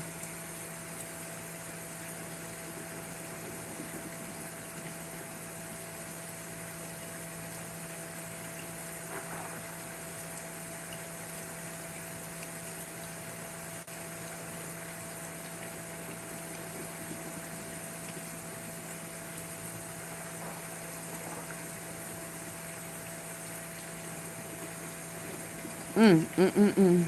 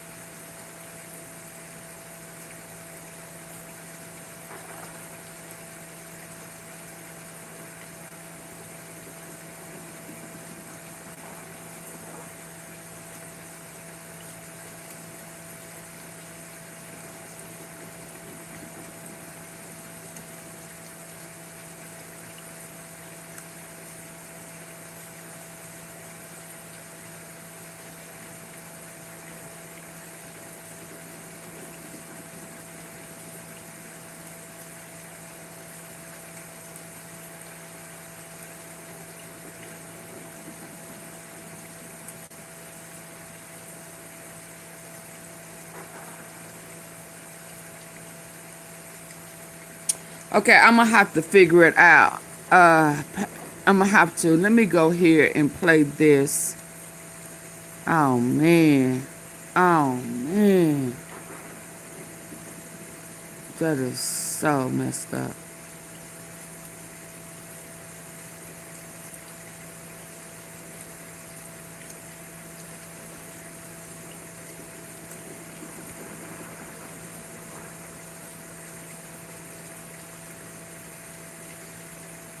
So here goes some. Look at all these. Look at all these. No on laptop. Go to search and type in. Oh, okay. Hold on.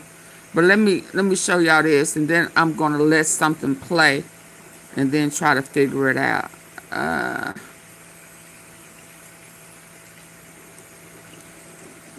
Look at her.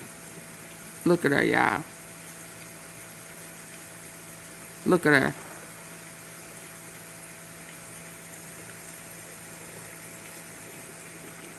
And yes, they have one with Bibi Netanyahu. Oh my God. Oh my God. Because they was walking him out. Iran threatened U.S. linked all sites. Look at that fire.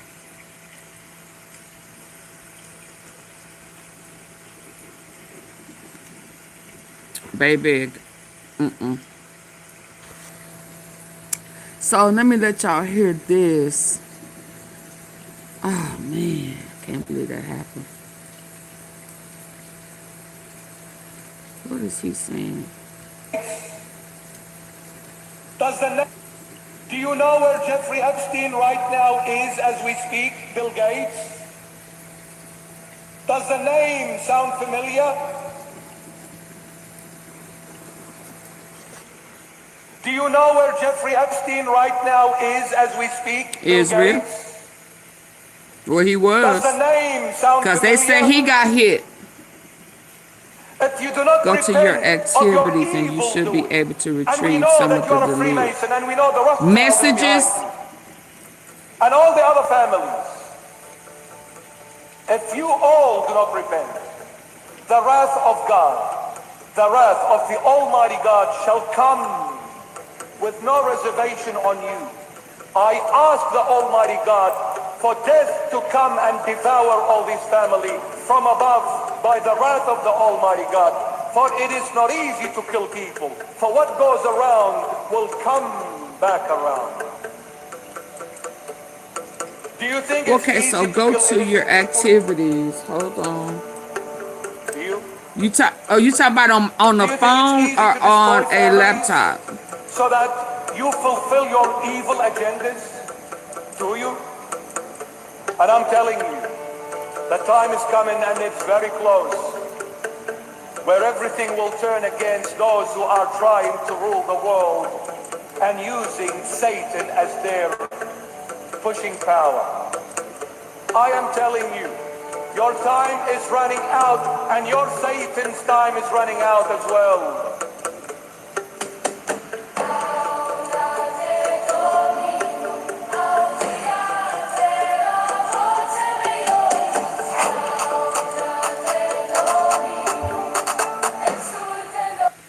It's time to get your life right with Christ. Do you?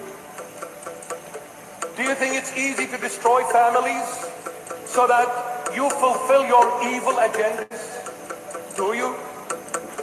And I'm telling you, the time is coming and it's very close, where everything will turn against those who are trying to rule the world and using Satan as their pushing power. I am telling you, your time is running out, and your Satan's time is running out as well.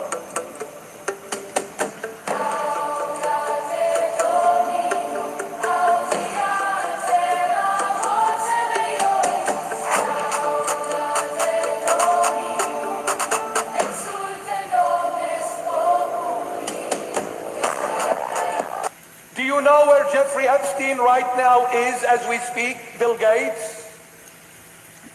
Does the name sound familiar? If you do not repent of your evil doing, You must if you do not repent. You of must your be born evil again. doing, You do you know must. where Jeffrey Epstein right? You must be born again. I don't care who you are. Hold on, y'all. You must be born again. And we know that you are a Freemason. Do you know where A Jeffrey Freemason. There go that Freemason. Epstein, and we know the Rothschild is behind you.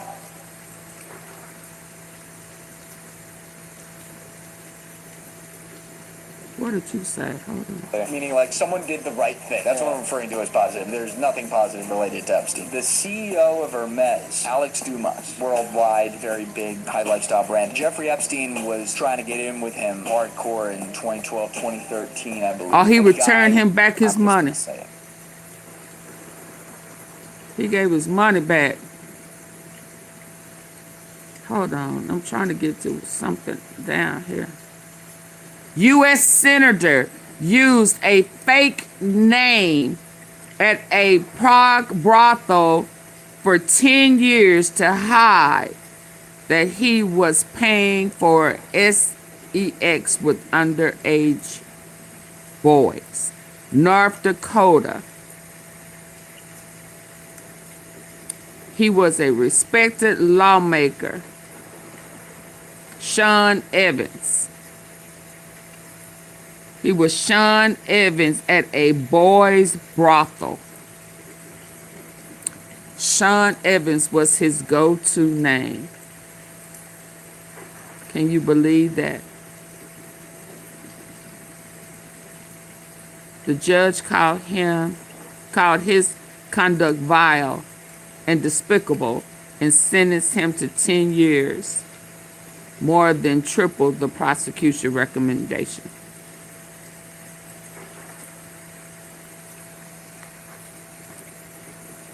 This man right here.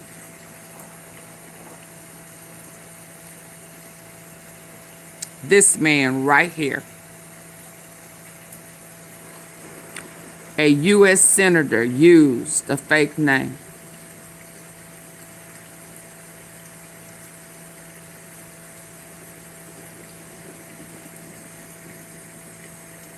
Underage boys.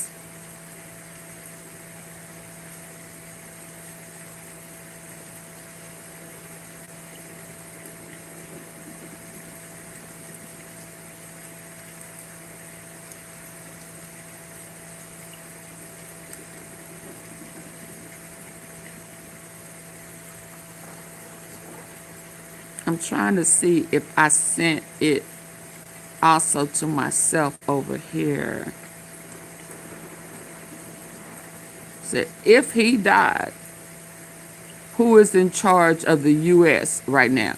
I mean, since they say he was owning the U.S., right? If he is gone, who is running the U.S.?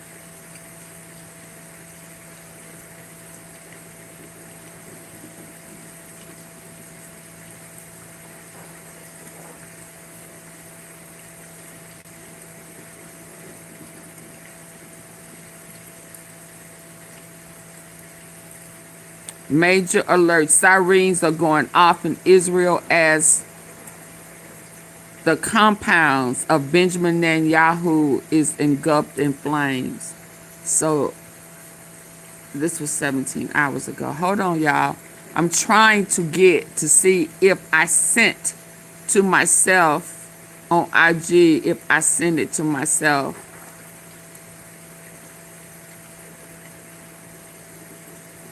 On Facebook.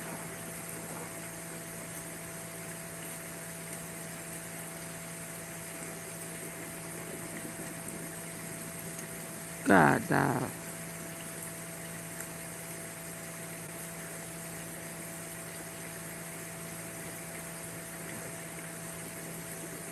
About McDonald's, and it's really, really disturbing. So Jeffrey Epstein was writing an email explaining how they tricked the into eating human flesh. So theory is, this is gross. The meat that's in, no. So McDonald's has ties to hospital. You know that, right? Yeah. Ronald McDonald Hospital. Yeah. Where's the farms? Ronald McDonald Hospital. In the Epstein files, there was some things said about McDonald's, bro. About McDonald's, and it's really, really disturbing. So Jeffrey Epstein was writing an email explaining how they tricked the into. In the Epstein files, there was some things said about McDonald's, bro. About McDonald's, and it's really, really disturbing. So Jeffrey Epstein was writing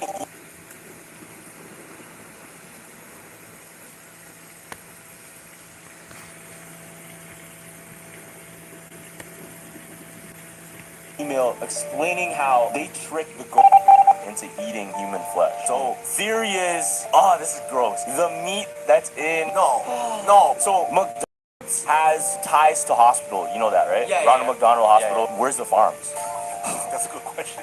So they did the math. The amount of burgers that McDonald's produces, there's not enough cows. So where does it come from? Processed lab or something? No. I just got it. If they have connects to a hospital. Oh my gosh, I just caught it. Yeah, but obviously this is just all alleged. Wait. But it's in the Epstein files. That was in the files? No, I can't even got it. In the Epstein files. That is so messed up, y'all. Said about McDonald's, bro. I forgot all about the Ronald McDonald Hospital. Jeffrey Epstein was writing an email explaining how they tricked the into eating human flesh. So theory is, this is gross. The meat that's in, no. So McDonald's has ties to hospital. You know that, right? Yeah. Ronald McDonald Hospital. Yeah. Where's the farms? Knowing that means the kids was gonna eat it, I'm just so disgusted. I'm so disgusted. Hold on, y'all. So they did the math. In the Epstein files. I'm all thrown off now. The amount of burgers that McDonald's produces, there's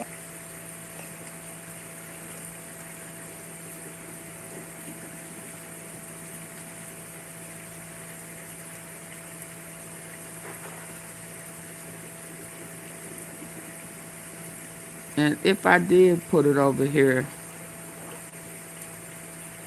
Oh, yeah, we need to hear this one. We definitely need to hear this one. Why I don't have no volume now.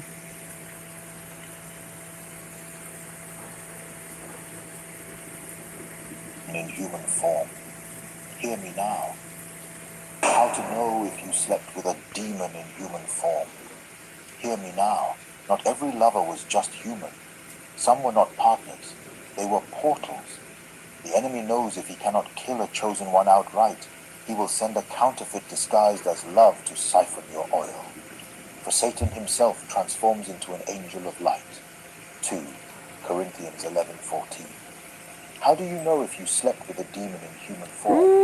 1 Human form. Hear me now. Not every lover was just human. Some were not partners.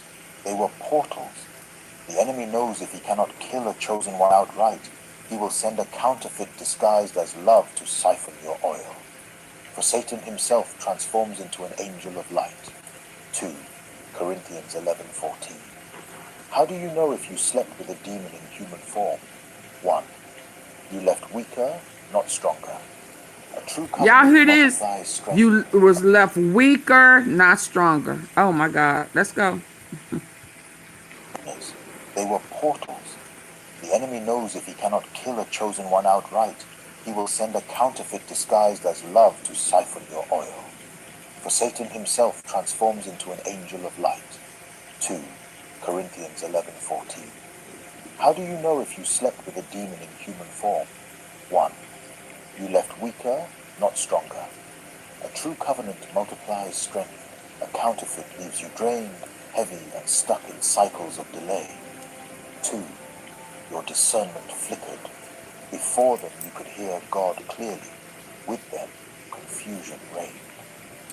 3. So when people say, I can't hear from the Lord, or, when they, how can some people hear from God and sometimes I can't hear from him, or I used to be able to hear him and now it's just like he not talking to me. We gotta pay attention. Thank you, Chanel. 1. You left weaker, not stronger. A true covenant multiplies strength. A counterfeit leaves you drained, heavy, and stuck in cycles of delay. 2. Your discernment flickered. Before them you could hear God clearly. With them, confusion reigned. 3. They rushed intimacy. They wanted your body before they ever proved their spirit. What they sought was not love, but legal rights. Oh my God, that one is, oh my God. Hold on, y'all. Before them you could hear God clearly. With them, okay, I'm here just chilling with, tell them I said, hey. They rushed intimacy. They want a counterfeit leaves you drained, heavy, and stuck in cycles of delay. 2. Your discernment flickered. Before them you could hear God clearly. With them, confusion reigned. 3. They rushed intimacy. They wanted your body before they ever proved their spirit. What they sought was not love, but legal rights. 4. You started fighting battles that weren't yours. Soul ties drag altars into your life that you never agreed to serve. 5. You can't stop obsessing even though you hate what they did. That is not love. It is bondage. What do? Renounce and revoke. Out loud. Name them. Break the contract. Return what is theirs. Recall what is yours. Purge the portals. Delete the numbers. Burn the gifts. Remove the evidence. And then flood the void with word, worship, fasting, and assignment. The most dangerous demons don't come with horns. They come with chemistry. How to know if you slept with a demon in human form. Hear me now. Not every lover was just human. Some were not partners. They were portals. The enemy knows if he cannot kill a chosen one outright, he will send a counterfeit disguised as love to siphon your oil. For Satan himself transforms into an angel of light. 2 Corinthians 11:14. How do you know if you slept with a demon in human form? 1. You left weaker, not stronger. A true covenant multiplies strength. A counterfeit leaves you drained, heavy, and stuck in cycles of delay. 2. Your discernment flickered. Before them you could hear God clearly. With them, confusion reigned. 3. They rushed intimacy. They wanted your body before they ever proved their spirit. What they sought was not love, but legal rights. You started fighting battles that weren't yours. Soul ties drag altars into your life that you never agreed to serve. 5. You can't stop obsessing even though you hate what they did. That is not love. It is bondage. What do? Renounce and revoke. Out loud. Name them. Break the contract. Return what is theirs. Recall what is yours. Purge the portals. Delete the numbers. Burn the gifts. Remove the evidence. And then flood the void with word, worship, fasting, and assignment. The most dangerous demons don't come with horns. They come with chemistry. How to know if you slept with a demon in human form. Hear me now. Not every lover was just human. Some were not partners. They were portals.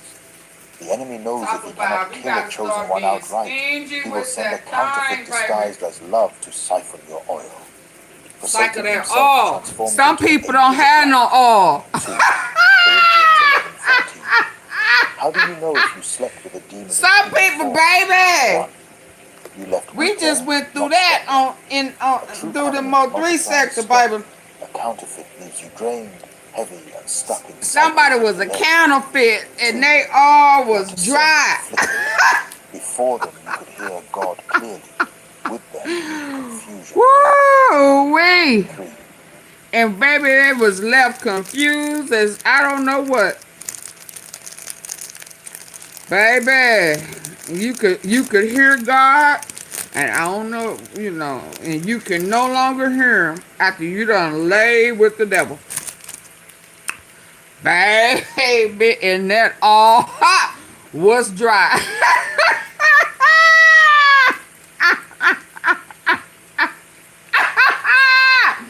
And funky monkey.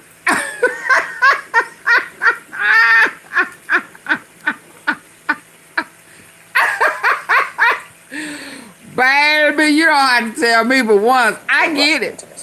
Woo. They wanted your body before they ever proved their spirit. What they sought was not love, but legal rights. Thank you, darling. Let me get over here, boy. Man, when I get off of here, I'ma Google and see what I need to do to get it back, cause I don't know how much stuff I sent over there. Lord, have mercy. Don't get you started, Monty. You started it yesterday. Baby. Oh, girl, was him or her? Which one?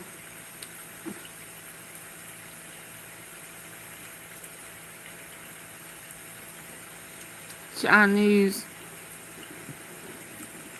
says he knows how the Iran-U.S. war will end. And it's terrifying, Lord. Jerry Kushner over there with Qatar. Busted. Yep. Look at it. Right there. Mm-hmm.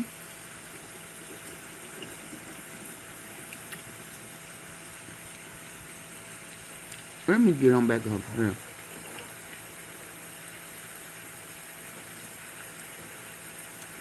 That said, British politician George says if Netanyahu is dead, who is currently running the United States? That's a problem.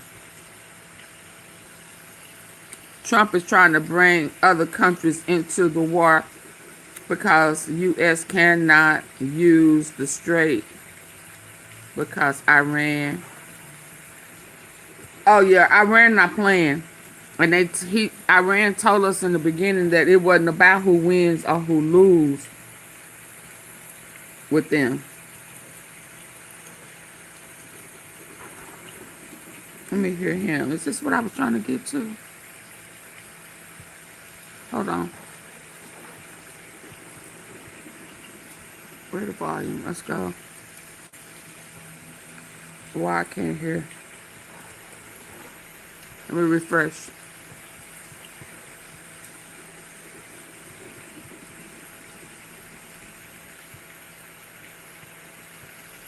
investigated obviously aren't. Whether that's the, I'm just going to say it. We don't have an FBI.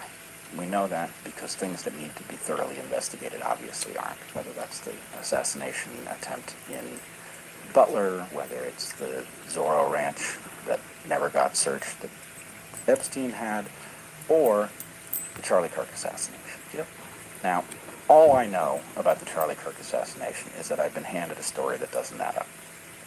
I don't know why it doesn't add up, but the Because it's fact a lie. that we didn't get to the bottom of it in some way, that we got a compelling explanation to what happened, worries me for the following reason. Now, I didn't know Charlie well. We were becoming friends, and I feel confident that that would have continued to progress rapidly, but I didn't know him all that well, but we were teamed up on a project to essentially compel the president of the danger of the mRNA shots. But that meant that I had contact with him, and I knew something of what he thought. I know you knew him well. Even his public-facing side was very clear about his concerns about an attack on Iran. He was not only very clear about his concerns, but he was very knowledgeable about the hazards. He was, he would have been a formidable voice at this moment. Man, it's only showing me. I just sent myself. I only have one message. It seems, as I've said to you, like such a mind-blowing political error that it's hard to imagine that President Trump would have made it. But if I try to rerun the tape of how we got here, and I imagine that not only did President Trump have you in his ear, but he had Charlie in his ear, and you were both saying, hey, this doesn't make any sense. It's not a political win. It's terrible for the country, and here are a spectrum of downsides that could come from this that will have impacts for generations.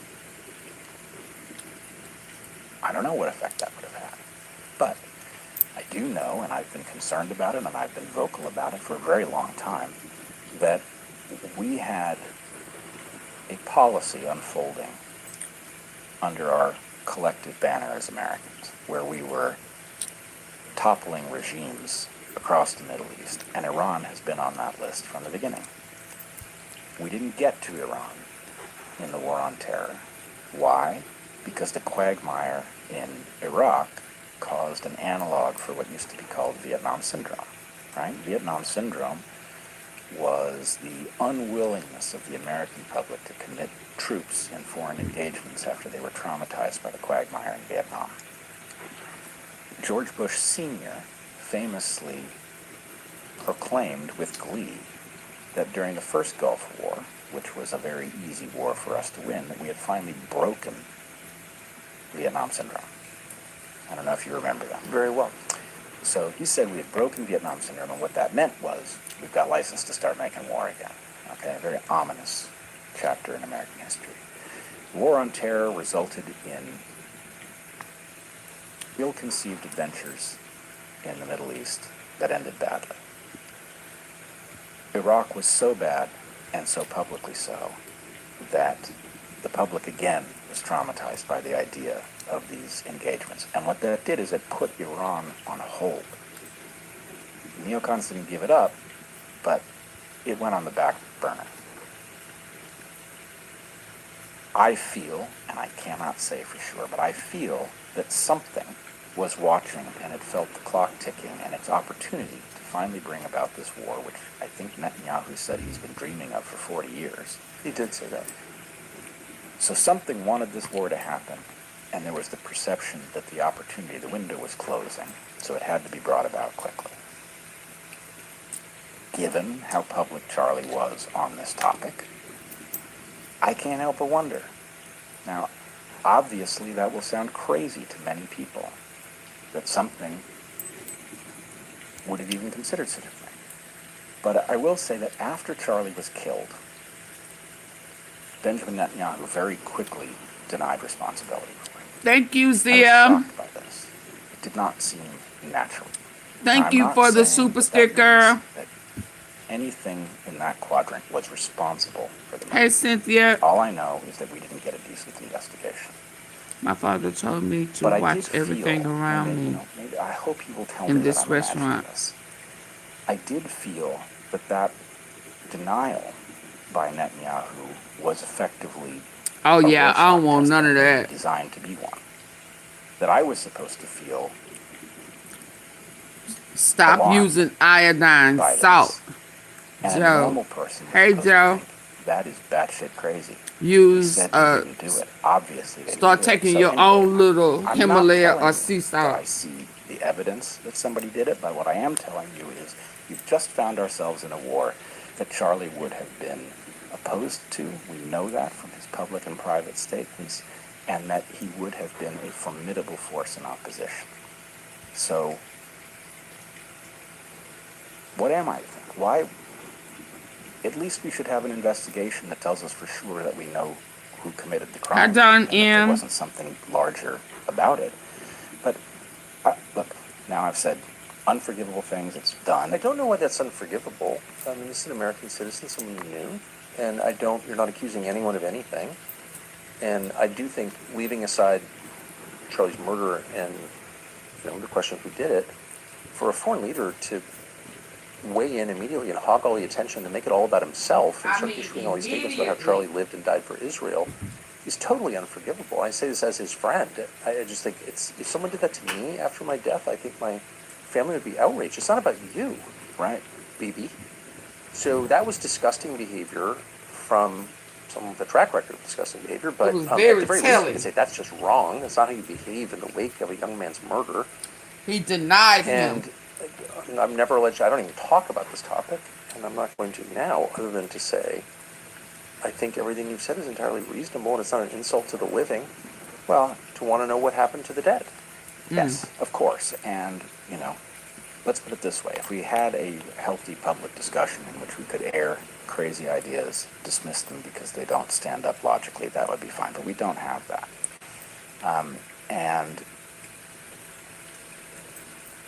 Well,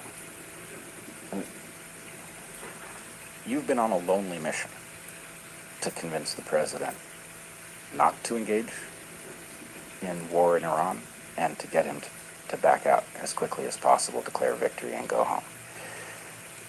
It hasn't gone well. No, it's been an abject failure. What do you think Charlie would have been doing if he had lived? See, I'm leaving for now. Okay, Reflections, doing thank the you same. so very much. I Of course, greatly there's appreciate one you topic I talked to him a lot and about your is this. support, okay? And, no, of course. And his motive was pure. I sincerely believe that. His only interest was in the United States. And he certainly wasn't opposed to Israel. He loved Israel. He often said that. Hey, Dennis. He didn't love Bibi, that's for sure. Sorry. Anyone who claims otherwise is lying or doesn't know. But he did love Israel. And both as a biblical concept and as a current reality, went there and liked it. But he was totally opposed to this work. He said that many times. And but I do think his murder and all that has happened subsequently, whether or not they're connected, I can't say, but they've had the cumulative effect of intimidating the hell out of everybody. No one wants to pipe up. And I was already all in. I've been against the war in Iran for 10 years. And doing whatever in my limited power to persuade decision makers not to do it, because I don't think it's good for America. I'm not for Iran, okay? Stop. I just don't think it's good for the United States. And I've said that many, many times. And this time I found that no one else wanted to say that in public because the costs seem really high.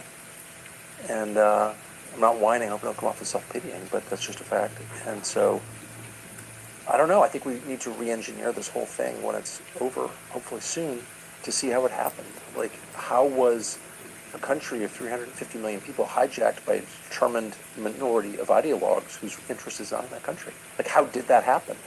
And I don't think it's a matter of like stoking conspiracy theories against the Jews or anything like that. In fact, I don't want that at all. In fact, one of the reasons I want full disclosure is so everyone can settle down and stop muttering darkly. I don't like dark mutterings at all. I like sunlight, to quote Justice Brandeis. And so I hope we can do that, and I hope that there's not more deception and obfuscation and hiding of the facts, because like that just makes people hate each other. Right. That's it. I want to find out that my darkest concerns are wrong in an open enough public conversation that it becomes Or even if apparent they're that right, let's just get it over with. Like, get it over with. Whatever Just admit it it. is. I mean, I went last week to an AA meeting. I don't go to AA meetings, but I don't drink, but I went with a really close friend of mine who does go a lot. And if you've never been, I know you're not an alcoholic, you should play one for a weekend and go, because the freedom that comes from admitting your deepest sins, your most profound weaknesses, the true liberation that comes from that is like, it's like nothing else. There's no liberation like that. And the freedom of that. Yep, I did it. Well, that's it. We need, there's so much burden from what we can't discuss. Yes! And don't know, that clearing the decks and getting it all in the open and, some kind of reset would be a wise thing for us. Yes, this is like Christmas dinner at the Episcopalian house, where it's just like a lot of silence and unspoken grudges, and everyone's mad, but no one will say so. It's like, what? That's not healthy. Good night. I want to say one other thing about the unforgivable things that I've now said about Charlie Kirk and my concerns. I don't think it's logical. Several people are apologizing. I Those saw concerns as yesterday and today. If you also regard the stakes in Iran as existential for Israel. In other words, what will people do if they think their interests are all bound up in a policy that has to happen right now, and that people are standing in the way and therefore putting them in jeopardy of elimination? Them and their children. Right. And their children's children and their nation. I mean, put yourself in the position of other people. Try to see the world through their eyes just for a second, and you can understand dynamics of it. People risk their lives to rob liquor stores. Right. Right. And, people will do anything to protect themselves and their children from a threat that they perceive. Of course. And my concern is that we are not allowed, somehow, as Americans, we have lost our right to challenge the policy on its merits. You speak logically about the likely outcome of war in Iran, and the response that comes back is about your morality, right? That's a non sequitur.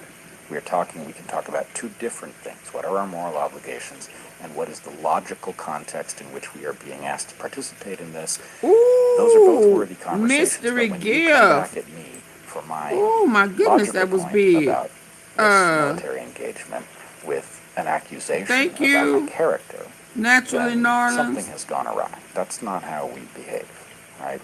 We have a right to air our grievances. Thank you, and, me. the marketplace of ideas can sort out which For the ones are Lucky right. Clover. And frankly, there's only one metric that really matters in the end. That's predictive power.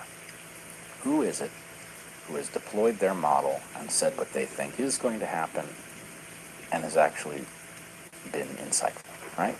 In the end, in science, Thank you for the floating politics, hearts. that's the way you know who knows what's going on, is somebody who says something that has some relationship to what actually occurs. And I think the opposite is also true. People with a long track record of failure shouldn't be consulted as experts. Right. If you've been married 8 times, I'm not going to marriage counseling with you. 100%. If you have a record of failure, then we should ignore you. And it doesn't matter what degree you have or what office you hold. You're not a credible source. I guess I would also, I'm feeling a little defensive about this because... about the Charlie Kirk thing? Or?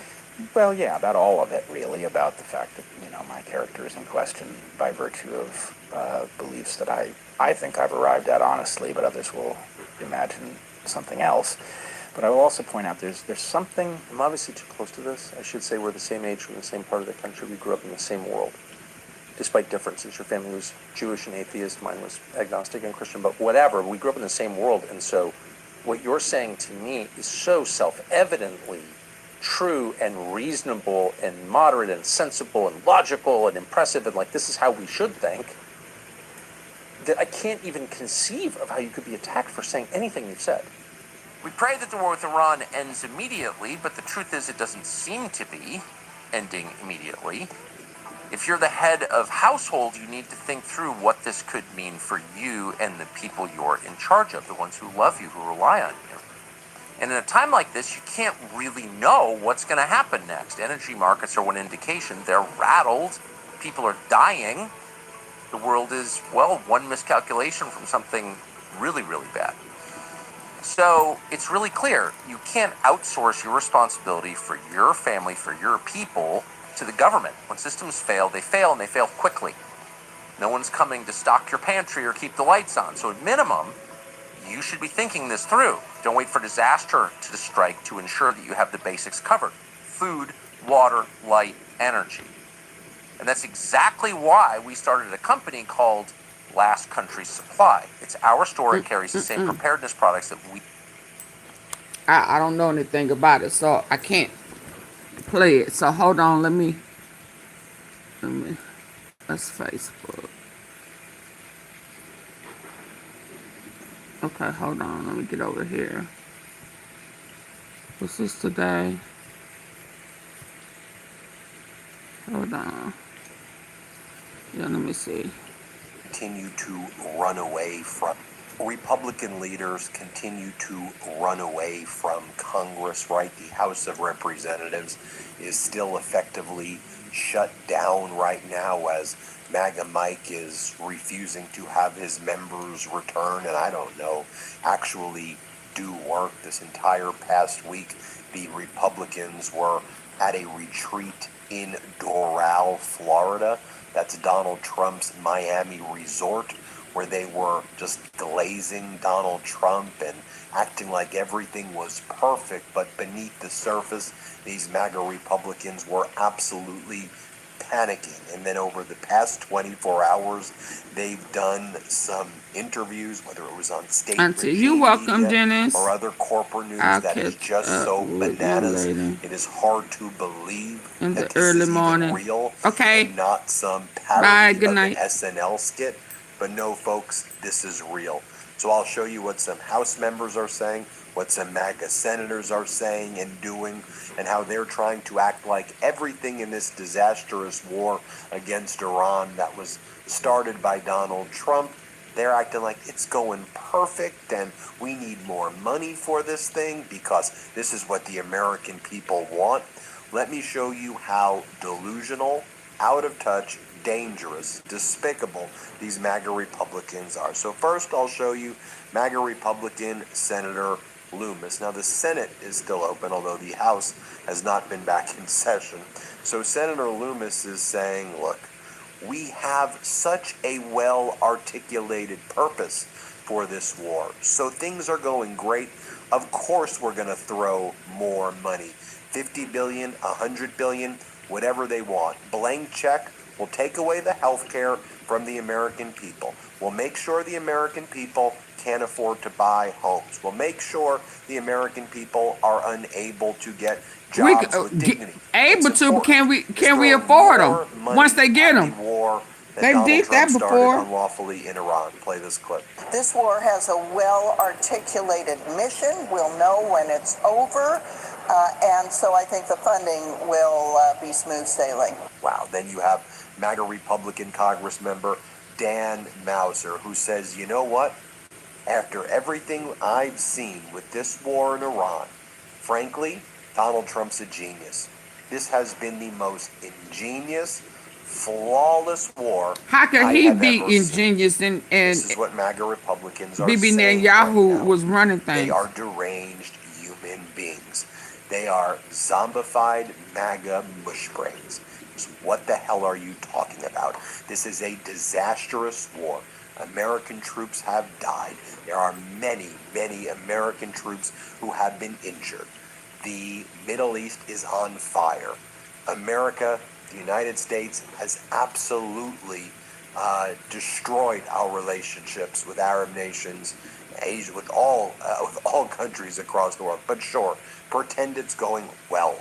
Here, play this clip. What the president is doing, frankly, is ingenious. In the past, the way presidents handled Iran, when they threatened, we either gave them pallets of cash or relinquish the sanctions on them, enriching them, basically giving Iran exactly what it wanted. This time, when Iran threatened the U.S. and the world, stating that they were 60% enriched for weaponized atomic weapons, nuclear weapons, the president said, oh, really? This is what we're going to do. We're going to end this nonsense once and for all because you are a terrorist state. Next, I'll show you MAGA Republican Senator Joni Ernst. She says, you know what? Small price to pay for freedom to send our service members into Iran. Get them out there. Let's put American service members there. Send them abroad. Here, play this clip. But they understand the threat to the homeland. And if we want to protect Americans here, we have to send our servicemen abroad. What about MAGA Republican Congresswoman Maria Salazar from Florida? She says, you know what's so great? That Donald Trump has great intentions. When you have someone like Trump with great intentions, he can liberate people. And that's what we do here in the United States. We're liberators. No, you're not. You are invaders. You are predators. That's Predators, what you are, big time. you Epstein class. Here, play this clip. Because Trump has good intentions. And that's what we need in the Western Hemisphere. Leaders that will liberate people, for them to be free, to pray and to gather and to speak and to vote and to travel. Girl, you definitely have been brainwashed. I'm switching from walking to Tai Chi. Stop drinking the Kool-Aid. Now, I'm leading up to the crescendo here. MAGA Republican Congress member Jim Jordan. Jim Jordan, he's a predator. Oh, Jim Jordan covered up sexual abuse his whole Jim life. Jordan at the Ohio absolutely State is a University, now in predator. Congress for Donald Trump. Big time in Ohio. But before Ohio wrestling, Sasha Riley and the limousine driver, he called him Jim Shorts Johnson. So he knew he was a predator as well. These are some OG predators. OG sickheads. I bet you they all went to the same mental hospital. Republican Congress member Jim Jordan. Jim Jordan, he's a predator. Jim Jordan covered up sexual abuse his whole life at the Ohio State University, now in Congress. Absolutely, for me. Donald Trump. This is who Jim Jordan is. Jim Jordan goes on CNN and says, it's a small price to pay to send our troops to Iran for the greatness that will befall us all in the future. Here, let's play this clip. But I think the American people have Sicko, common sense and they freako. understand to stop this regime that for 47 years has killed Americans, killed Israelis, killed others, and killed a number of their own people. To stop them from getting a nuclear weapon is a worthwhile objective. Just a liar. And President You Trump is covering committed to achieving that goal. for your and if that sins. means prices go up for a short time, I think Americans understand we can live with that. We can't But, understand in the end, nothing. we want all that to happen, and we want it all to happen in as quick as time as it possibly can. So you say we should be willing to live with higher prices? Now, more from Jim Jordan here, where he's asked by the CNN host, so isn't Donald Trump failing by his own metric, where he said, if you can't negotiate with Iran, then you're a failure? That's what he said about Obama. That's what he said. Obama was able to negotiate. Donald Trump hasn't. What say you, Jim Jordan? Play this clip. President Trump has done more than all the presidents combined. You're a liar. Carter, Reagan, Bush, Clinton, Bush, Biden, Obama, all the presidents combined in stopping. He's done more to stop Iran from getting this capability than all those other presidents combined. And he is also doing what he said But is on he this. not because he failing said by his during own the metric? campaign, I mean, he said during the when campaign Obama he would was not allow Iran to president, get a Shut up nuclear and weapon. listen. Our president will start a war with Iran because he has absolutely no ability to Look at negotiate. it. That is what he said about Barack Obama. Then he comes into office, you're saying, well, they tried to negotiate. He failed at negotiating, so he had to do the war that he said that he wouldn't do. No, he said. Don't you lie, Jim Short Johnson.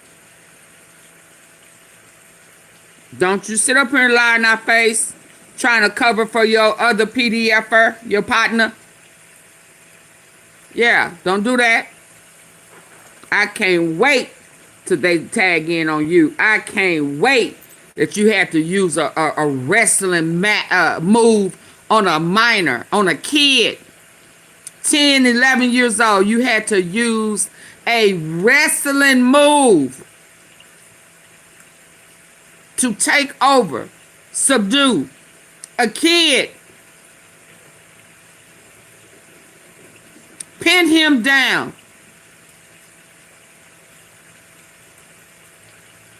To take his childhood away from him. Oh yeah, nigga, boy, I can't wait till they get you. I can't wait. Negotiating, so he had to do the war that he said that he wouldn't do. No, he said, no, Casey. Stop stumbling. Our president will start a war with Iran because he has absolutely no ability to negotiate. That is what he said about Barack Obama. Then he comes into office, you're saying, well, they tried to negotiate. He failed at negotiating, so he had to do the war Get your lips out your mouth. No, he said, no, Casey, he said he wasn't going to let Iran, the largest state sponsor of terrorism, get a nuclear weapon.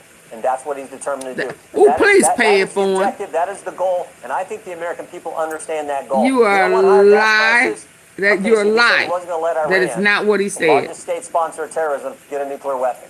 When Obama was Iran to get a nuclear weapon. Our president will start a war with Iran because he has absolutely no ability to negotiate. That is what he said about Barack Obama. Then he comes into office, you're saying, well, they tried to negotiate. He failed at negotiating, so he had to do the war that he said that he wouldn't do. No, he said, no, Casey, he said he wasn't going to let Iran, the largest state sponsor of terrorism, get a nuclear weapon. And that's what he's determined to do. And that is the objective, that is the goal, and I think the American people understand that goal. We don't want higher gas prices. We don't want to have boots on the, we don't want all these things, but we also don't want Iran to get a nuclear weapon. I mean, Jim Jordan is a true sociopath. There's no lie that he's not willing to tell more from this exchange right here.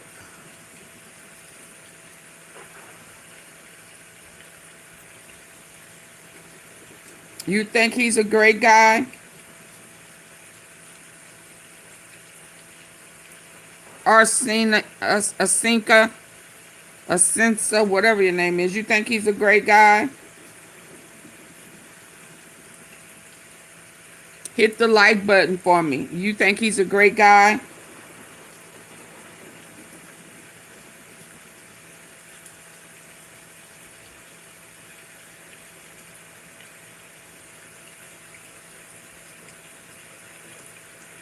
Yeah, let him spell it the wrong way. I'm cool with that. So that means when people see it, they won't know what he's trying to, the lie he's trying to put out there. Hold on, I couldn't even get that mess out. Hold on, y'all. Give me a second. Yeah, let me show this clown here a pattern.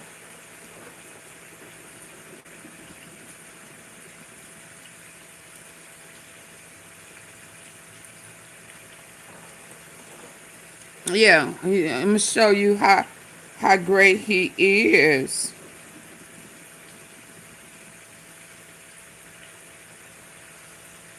Oh, I'm glad to know my little my shirt pops up when you put in Jim Jordan and Sasha Riley. Let me hear this one. Let me see. Jim Jordan is nearing 600 days of defying a congressional subpoena from Oh, the no, House this Select ain't right. Committee to testify on his role in the planning and coordination efforts. The Wisconsin fish fry is Hold on. He think Jim Jordan is a pumpkin, a precious little good guy. He's a good law-abiding citizen. Maybe expecting disappointment, but 20 minutes later, your racing thoughts slow down, and you're falling asleep without tossing and turning for hours. It's like invincibility, dominance, and untouchable authority. From his business ventures, managing information. I don't know if y'all can see. Look at my search. I said I was going to go over. And the contract. I know the least about him. The only reason that I can remember him is because Spec said, here we go. And I think that's the case with a lot of the Republicans you mentioned. Like you said, Clarence Thomas and Lindsey Graham were at these parties. You can't remember if Lindsey Graham and Clarence Thomas participated. And it's sort of a question of did they participate? Were they blackmailed because they were there, attended the parties, but they didn't participate? Can you tell me much more about Clarence Thomas and Lindsey Graham? I know the least about him. The only reason that I can remember him is because he was black. Spec said, here we go. I'm sorry, but that club is pretty much just white folks. So having a black person there was very unusual. So he stood out. But the only thing that I can really say is that I remembered him being there, and then I remember what a big deal it was in our household when he got confirmed onto the Supreme Court. Yeah. Because my dad was excited about that because of how high up he was. Now, I can't swear. I may have been assaulted by Clarence Thomas, but I cannot swear to that. Oh, wow. If he did assault me, then it was not to the level of something that scared me to the point where I needed to remember it, if that's a good way to put that, which rose to that, and Andy Biggs rose to that, and Jim Jordan rose to that because he was dangerous to me because I keep most people away from me. She tried to warn us. But who did he just say? He was a good wrestler. So he was a good wrestler. Oh, wow. If he did assault me, then it was not to the level of something that scared me to the point where I needed to remember it, if that's a good way to put that, which rose to that, and Andy Biggs rose to that, and Jim Jordan rose to that because he was dangerous to me because I keep most people away from me.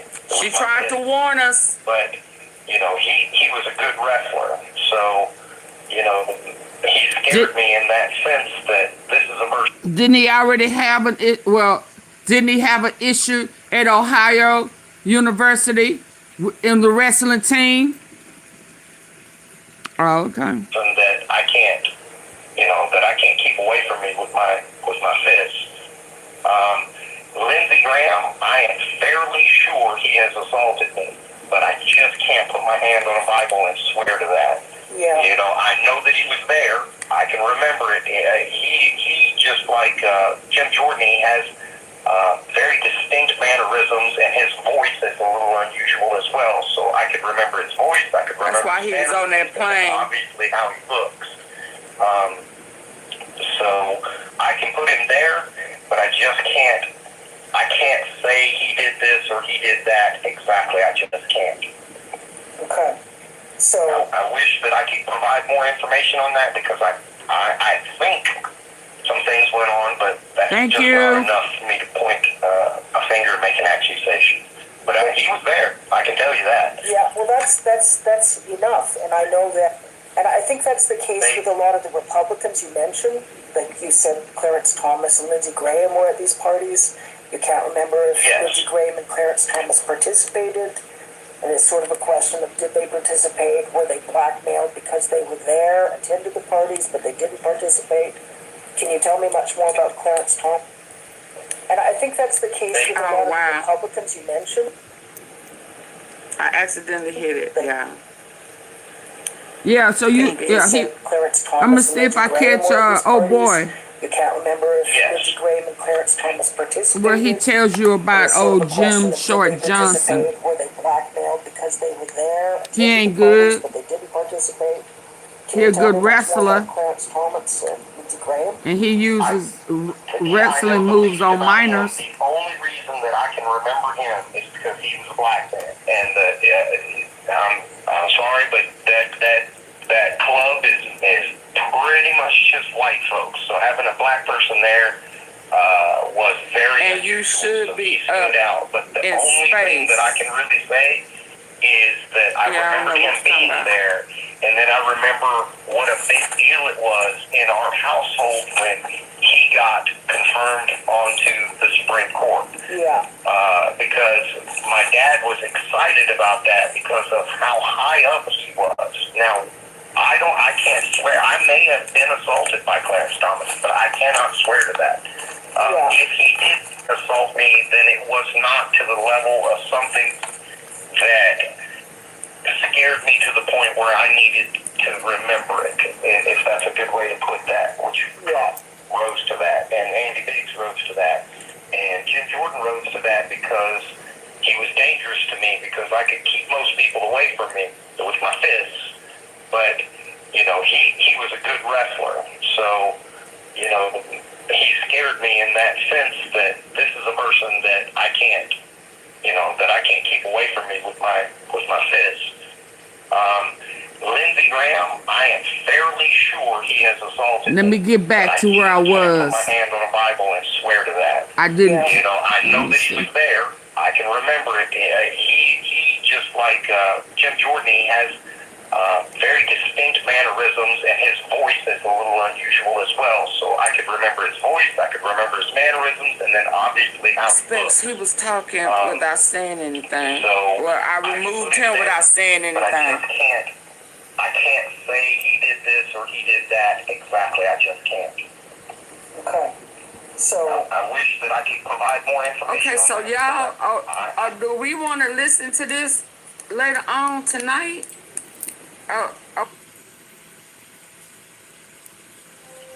Let me see if I Give call your it. business main character energy with moo.com. We'll make your brand unmissable, unputdownable, unseen-it-all-beforeable. We help businesses like yours. It was after the investigation in Tennessee, and they were afraid that they would. That was another girl, I can't even remember her name. He said it was bodies. The runaway was tortured to death in a duplex in Enterprise, Alabama. My parents did that, and that wasn't on film. They're not her being tortured, but that was that black girl that I'm telling you about that later on Samantha. Michael Bayless had talked to me about. Oh my God! They went and got her because they were afraid that this was after the investigation in Tennessee, and they were afraid that they would go down for child pornography. So they were wanting to kill her, and then they were wanting to get rid of me. Unalive, allegedly. They couldn't because they had already tried to kill me several times. Oh, wow. Incident in Texas involving a Chevy van. There was another instance in Texas where my dad threw me into the middle of a pool and said sink or swim, and somebody saw it and called the sheriff. So there was a police report on that. And then there was a third instance in Texas where my dad threw me down a flight of stairs, and that one fractured my skull. Now y'all remember the limousine driver? Trump was. That's where they got the other girl, Dusty, and the limousine driver in Texas. So they did a lot of dirty dirt in Texas, Oklahoma, Tennessee. Yeah. It's in my archives. As well, but I remember those Jim Jordan's dirty, nasty, trifling. Enough that they just like Trump and Epstein. There were enough things that happened in Texas that my dad moved from Texas to Tennessee, and then got in trouble in Tennessee, and then got in trouble in Tennessee, and then moved to Alabama, got in trouble in Alabama, and then we just moved one more time. Are you talking about your adoptive dad, William Kyle Riley, correct? Yes, I can give you one instance where they were filming us. It was me and a girl that I knew that I had been trafficked with. Yeah, no, he's not a good guy. Yeah, it's in my archives. You may want to check it out before you come over here calling PDFers great guys. Yeah, no. Let's get back over here. So, Jim, you want to send your Ohio constituents to war? Okay, well. You want to send them to war right now, Jim? Okay. That he's not willing to tell. More from this exchange right here. So, Jim, they're okay. Send your Ohio constituents to war? You want to send them to war right now, Jim? Jim's like, yeah, whatever. I mean, they can hit the like button. He's not willing to tell. More from this exchange right here. So, Jim, You want to send your Ohio constituents to war? You want to send them to war right now, Jim? Jim's like, yeah, whatever. Whatevs. We'll do it. We got to stop Iran. We got to stop them because they're going to nuke us here. Jim, be quiet. Be quiet. Just be quiet. Be quiet. You have caused so much damage to our country. Yeah. You are so utterly despicable. And why are you even chairing the Judiciary Committee when you're not a licensed lawyer?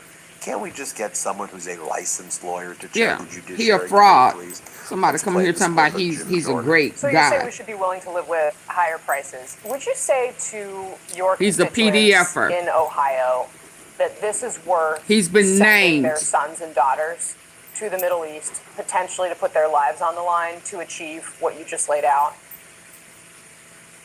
He used a wrestling move on a minor. The killing of American servicemen over the last 47 years, the killing of Israelis, the killing of others, the taking of thousands of lives of their own. Do we want them to have a nuclear weapon?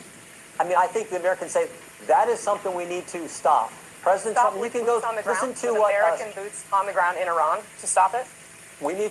Again, no one's talking about that. What they're talking about is it reaching the objective of making sure this regime doesn't get nuclear Right, capability. but how And I far would would say you this. go to achieve that objective? President How Trump far makes would you go? decisions. President Trump makes decisions that are in the best interest of our country. You're a lie. President Trump does what he said he would do. You're a lie. He told the American people he'd secure the border. He did. He told him he'd cut He taxes. do did. what's He best to told cover up. He'd make sure this regime didn't get nuclear capability, and he's making sure that is going to happen, that they do not get that capability in any way, shape, or form, because that would be, as Senator Graham said, I think would be devastating for the price of oil and for all kinds of other reasons. That would be a bad outcome. Okay, I've got some important news, so just give me a quick minute to break it down. Representative Jim Jordan denied once again on Wednesday that he was aware of alleged sexual abuse while he was an assistant wrestling coach at Ohio State University. Since Trump took office, he's taken a sledgehammer. No abuse, never heard of abuse. If we Lie. had, we'd have reported it. Tried to Jordan was get the school's assistant wrestling coach from one of the 1986 guys to to 1994. get Back his in brother Representative to Jim lie. Jordan denied once again on Wednesday that he was aware of alleged sexual abuse while he was an assistant wrestling coach at Ohio State University. We knew of no abuse, never heard of abuse. If we had, we'd have reported it. Jordan was the school's assistant wrestling coach from 1986 to 1994. Back in April, Ohio State announced it was investigating allegations of sexual misconduct against Dr. Richard Strauss, a former team doctor who died in 2005. Around that mysteriously, Jim Jordan denied once again on Wednesday that he was aware of alleged sexual abuse while he was an assistant wrestling coach at Ohio State University. We knew of no abuse, never heard of abuse. If we had, we'd have reported it. Jordan was the school's assistant wrestling coach from 1986 to 1994. Back in April, Ohio State announced it was investigating allegations of sexual misconduct against Dr. Richard Strauss, a former team doctor who died in 2005.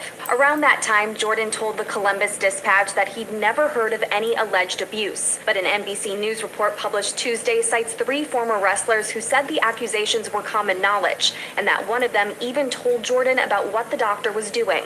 According to CNN, Ohio State's investigative team said they've reached out to Jordan for an interview but have not heard back. Jordan's office said it doesn't have any record of those communications. yeah. So please don't come in here making excuses and lying and pumping up a PDFer who has a history of boys. Yeah.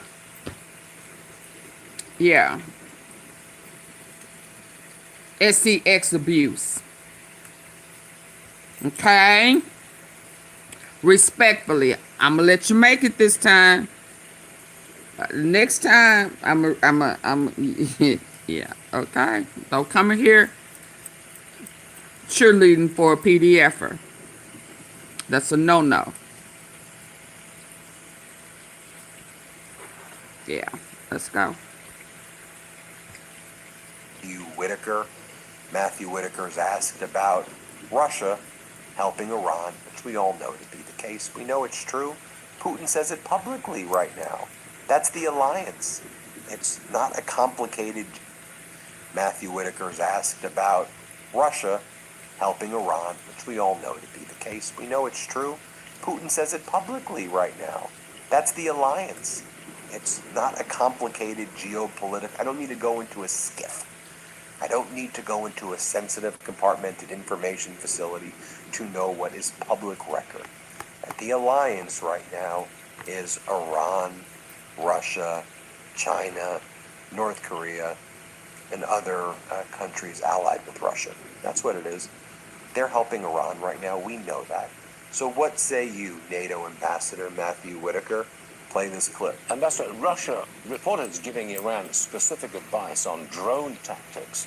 The Russians seem to be really helping the Iranians. The Russians seem to be winning in this situation so far. Would you dispute that? Well, a couple things is, there's no indication that we can talk about publicly that the Russians are participating with the Iranians. And in fact, Steve Witkoff has said that the Russians told him that they are not. But even if they are, it's certainly not helpful because the Iranians are getting their butts kicked by the United States. Oh, they're getting their butts kicked. Oh. Yeah, that's a lie. Butts kicked? That's the language. They're not getting their butts kicked. Is the United States bombing Iran with Israel very hard? Yes. Yes. Are they getting their butts kicked? No. You want to know why they're not getting their butts kicked, Whitaker? And all you Trump regime sycophants at Donald Trump? They still have significant military capabilities. Absolutely. They have unmanned vessels. They have their Shahed drones. They are utilizing them with success every day in terms of striking ships in the Strait of Hormuz. They're using and we're going to run out of good ammo. Arab nations. Too early. Depots. They are causing chaos in the region. The Iranian regime is still in place. So for those reasons... Oh my goodness. In fact, there is a more extreme regime with Mojave. Now, that's why he's begging for help. But okay. But I guess the line from and these I do mean begging for help. Short-term pain for long-term gain. Isn't that what you all were saying about Trump's tariffs against the world? That's your line. Donald Trump promised that on day one, things would be more affordable and America would be out of all the wars. There would be peace in Ukraine and things would be great. We would have a manufacturing boom. Things would be incredible. Well, that hasn't happened. Quite the contrary. Trump is in more wars than ever. I mean, remember what he's talking about, the Nobel Peace Prize? I don't think anyone's been more against the cause of peace than Donald Trump ever. I mean, Trump starting wars everywhere, him and Netanyahu. Anyway, short-term pain, long-term gain, right? Chris Wright, play this clip. So we're going to release 172 million barrels and swap it for more than 200 million barrels that'll be back in the reserve within a year. So ultimately, this is going to help us fill the reserve, but we need the oil in the short term for short-term pain for long-term gain. And this is their line. Congressman Jimenez, this is what we need. Short-term pain, long-term gain. We suffer now, and things are going to be great in the future. Here, play this clip. 4 to 6 weeks. If it takes that long, presumably the price of oil is going to stay up there, and our gas prices are going to stay up there as well. The president may take a political hit from this. Look, you got to pay the price. I mean, in order to have long-term stability and in oil and long-term stability not only in the Middle East but around the world, you got to pay the price. And if it takes 4 weeks, then so be it. If it takes a little bit longer, then so be it. Can we hear from Chris Wright the one more time, Donald Trump's energy secretary? And he was asked by Dana Perino on state regime media. He was asked, so what was up with you posting on X that the Navy is providing escort ships for boats in the Strait of Hormuz? That's not true. And then Chris Wright's like, yep, I made a boo-boo. I made a mistake. We manipulated the markets to the tune of billions and billions of dollars. And no, but now Donald Trump's position is, don't be chicken. Don't be a panicking. Donald Trump literally put out a statement. I'll show you what Chris Wright said in a second. Donald Trump's statement to Brian Kilmeade of Fox. Speaking on the difficulties facing vessels wanting to traverse the Strait of Hormuz, Trump suggested they should go through the Strait of Hormuz and show some guts. Show some guts, damn it. There's nothing to be afraid of, Trump said. They have no navy. We sunk all their ships. Do it. Okay, well, all of the ships are being struck, you idiot.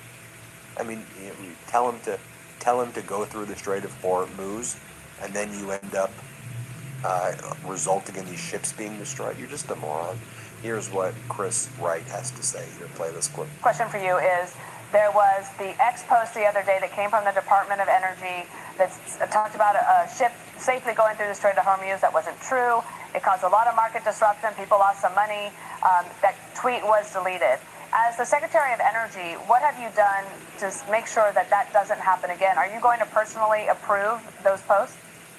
Yes, I will. And yeah, that is a miscommunication in our department. I take full ownership of that as the person in charge of the department. Very unfortunate. It will not happen again. Secretary Chris Wright, thanks for being on the show. Thanks, Dana. And then finally, Trump's new NASA administrator, Jared Isaacman. Jared Isaacman says, we have the best president ever, and he loves space. He loves space. Yeah, he loves space. What else does he love? Does he love playing with balls? What does he like doing? Does Donald like playing with his little figurines? Does Donald Trump like looking at his picture books? What does Donald Trump like? What does he like? Here, play this clip. Is space becoming the next battlefield, and is America ready for that? It's already there, but I will say that space is already the ultimate high ground. It is a battlefield. I will just say we have the best president, loves space, understands the importance of space. It's why he created the Space Force in his first term. It's why he created the Artemis program. It's why he created the Artemis Accords. And it's why on my first day in the job, President Trump signed the executive order on American superiority in space. There you have it, everybody. These are ridiculous human beings. These are truly ridiculous all of them, ridiculous human beings. Hit subscribe. Let's get to 7 million subscribers. Dang, I wish I could find the ones that I had. Hold on. Yeah, he asking for help now. He begging. He crying. Yeah. Bibi Netanyahu is gone. Oh, man. I had a word. Hold on.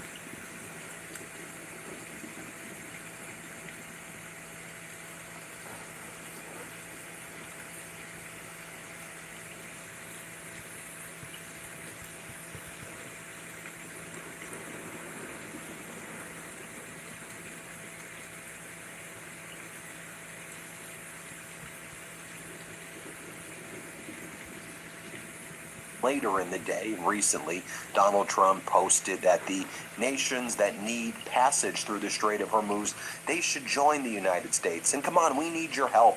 Let's make it a team effort, as it should He have asked been for from the help. outset. Folks, You this know is why what he utter asked for weakness help? looks Because like. Bibi This is Netanyahu what was utter gone. desperation looks like. Let me show you what Donald Trump posted. He goes, the United States of America has beaten and completely decimated Iran, both militarily and economically, and in every other way. But the countries of the world that receive oil through the Hormuz Strait must take care of the passage, and we will help a lot. The U.S. will also coordinate with those countries so that everything goes quickly, smoothly, and well. There should have always been a team effort, and now it will be. It will bring the world together toward harmony, security, and everlasting peace. President right here. Let Donald me J. see Trump. what this I one wonder says. why, Donald, it was not a team effort from the outset. Maybe it was because you and Netanyahu went it alone, rushed into war, were not prepared, embroiled the entire Middle East now into this disastrous war, and you've spent the entire year and a half, essentially, attacking America's allies or former allies, whether it was tariffs against the world, threatening to invade a NATO nation, leaving Asian nations vulnerable to China, and now embroiling all of the Arab nations that were once allies of the United States in this war. And now you're begging like a dog for help, because earlier in the day, here's what Donald Trump posted. He said, many countries, especially those who are affected by Iran's attempted closure of the Hormuz Strait, will be sending warships in conjunction with the United States of America to keep the strait open and safe. We have already destroyed 100% of Iran's military capability. but it's easy for them to send a drone or two, drop a mine, or deliver a close-range missile somewhere along or in the waterway. So we went earlier in the day from Donald Trump saying all of these nations have joined the United States to Donald Trump saying we've won the war, but countries of the world that receive oil through the Hormuz Strait must take care of the passage. I wouldn't even say that's mixed messages. I would say it is just demented fraud. And the entire world knows that Iran has not been completely obliterated or decimated. Sure, the United States and Israel have hit Iran strong, but they've had a transfer of power and had a continuity within the Islamic Republic regime. There's a new Ayatollah. It has a lot of its top generals that remain the same. In many ways, they're even more extreme and deadly and dangerous than they were before. And the United States has accomplished absolutely zero. And there are no nations that have agreed offensively to send their navy, either alone or with the United States, into the Strait of Hormuz. They realize that that would be a suicide mission. I had all of this stuff, but as y'all know, I lost it and I hit the wrong button. Hold on, down here. Yesterday or today, Putin. Oh my goodness. Putin. Netanyahu was killed in an airstrike. We are saddened to hear the news of Netanyahu's death. May his soul rest in peace.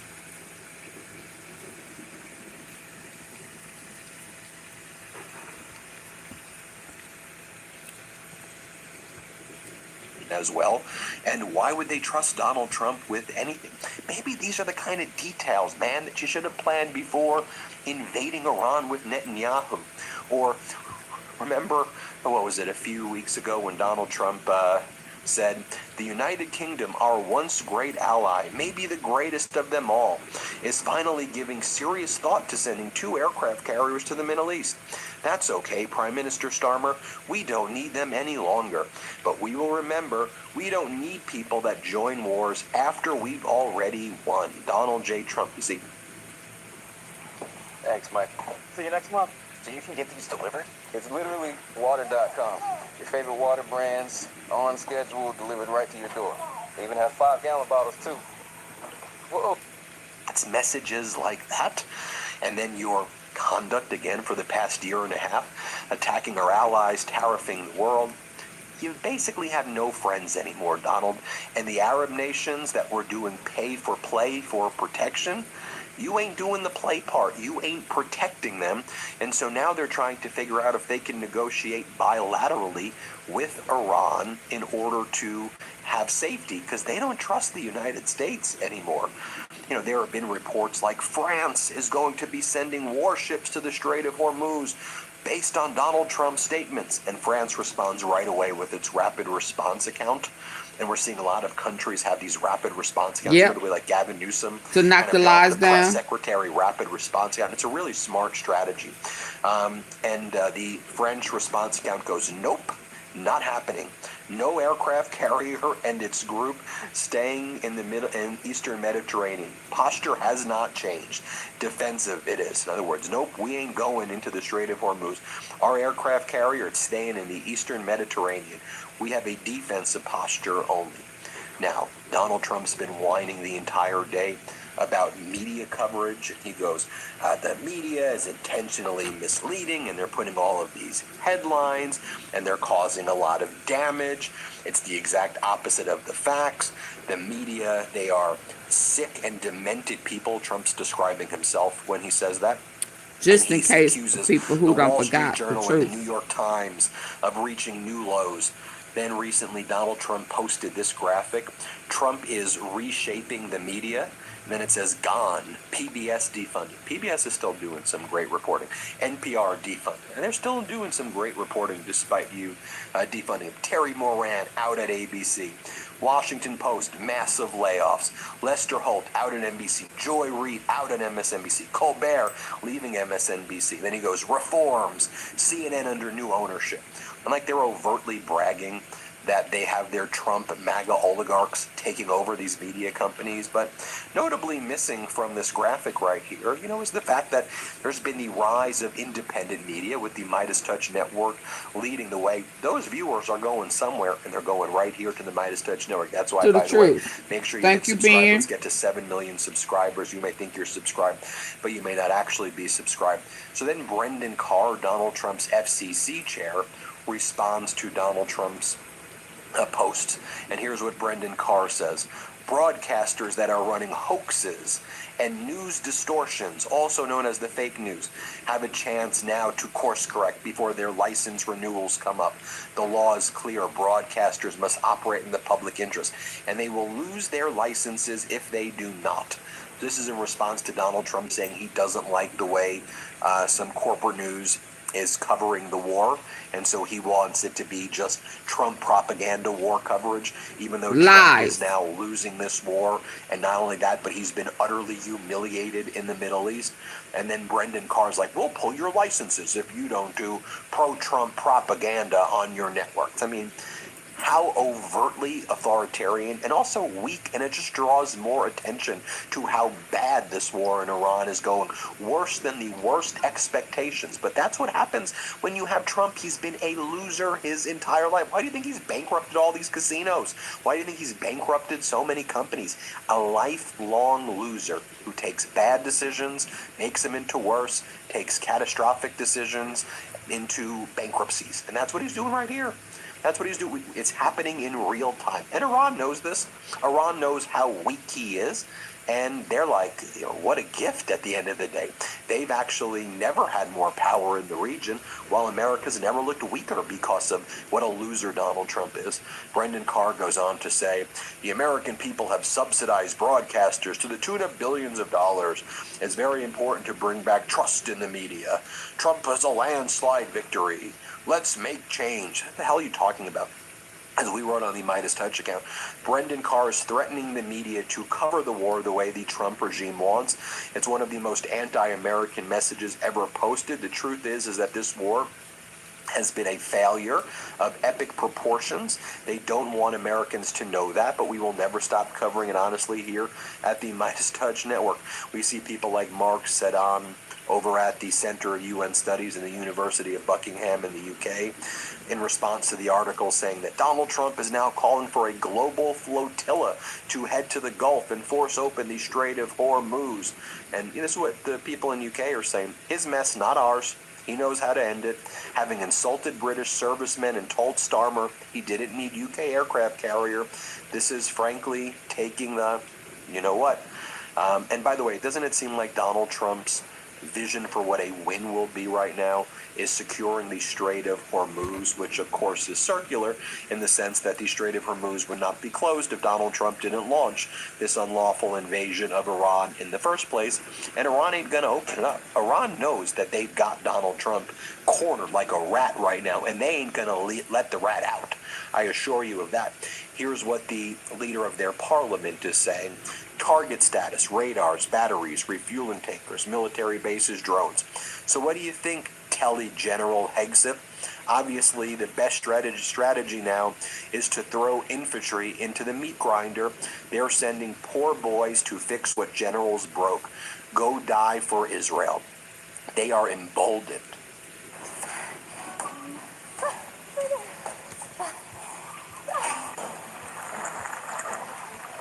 In Iran right now. Last night, Iranian-backed militias struck the U.S. Embassy in Baghdad, destroying the facility's rooftop Giraffe 1X multi-mission radar system. That was the kind of anti-drone, massively expensive equipment right there, destroyed by Iran. Today, drones have been striking radars at the Kuwait International Airport. Kuwait's Directorate General of Civil Aviation talking about the several drones striking the airport radar systems in Kuwait. Take a look at what's going on in Lebanon right now. Israel says it will target more ambulances and medical facilities in Lebanon. The Israeli military issued what it called a serious warning. As Drop Site writes that ambulances and medical facilities in Lebanon could be targeted, saying that Hezbollah is using them for military purposes. And what happened in the past 24 hours or so is that after killing 19 medical workers on Friday at one of these facilities, at the Borj Kulje Primary Health Care Center was being struck overnight. They said, we're doing it because Hezbollah is in the area, and if Hezbollah is in the area, Israel says it will strike the hospitals, it will strike the doctors, it will strike the people who are working at the hospital. Israel says that that is fair game. And Spain's foreign ministry and others are condemning that in the strongest terms. The Spanish government condemns in the strongest possible terms the Israeli attack on the medical facility in Bin in southern Lebanon, which has resulted in the deaths of 12 members of the facility's medical and healthcare staff. Yeah, I had this, what this guy right here is talking about. I had it, but I lost it when I accidentally deleted it. Exclusive footage of the Israeli Prime Minister Benjamin Netanyahu covered in a white sheet being put in the back of an ambulance. This report is unverified. What is interesting is that internet is going crazy.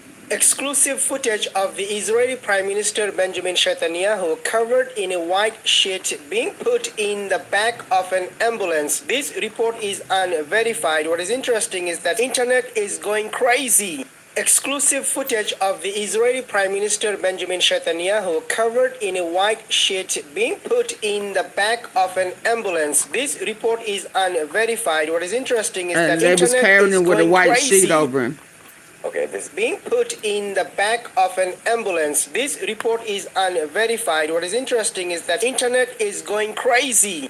Exclusive footage of the Israeli Prime Minister Benjamin Netanyahu covered in a white sheet being put in the back of an ambulance. This report is unverified. What is interesting is that internet is going crazy.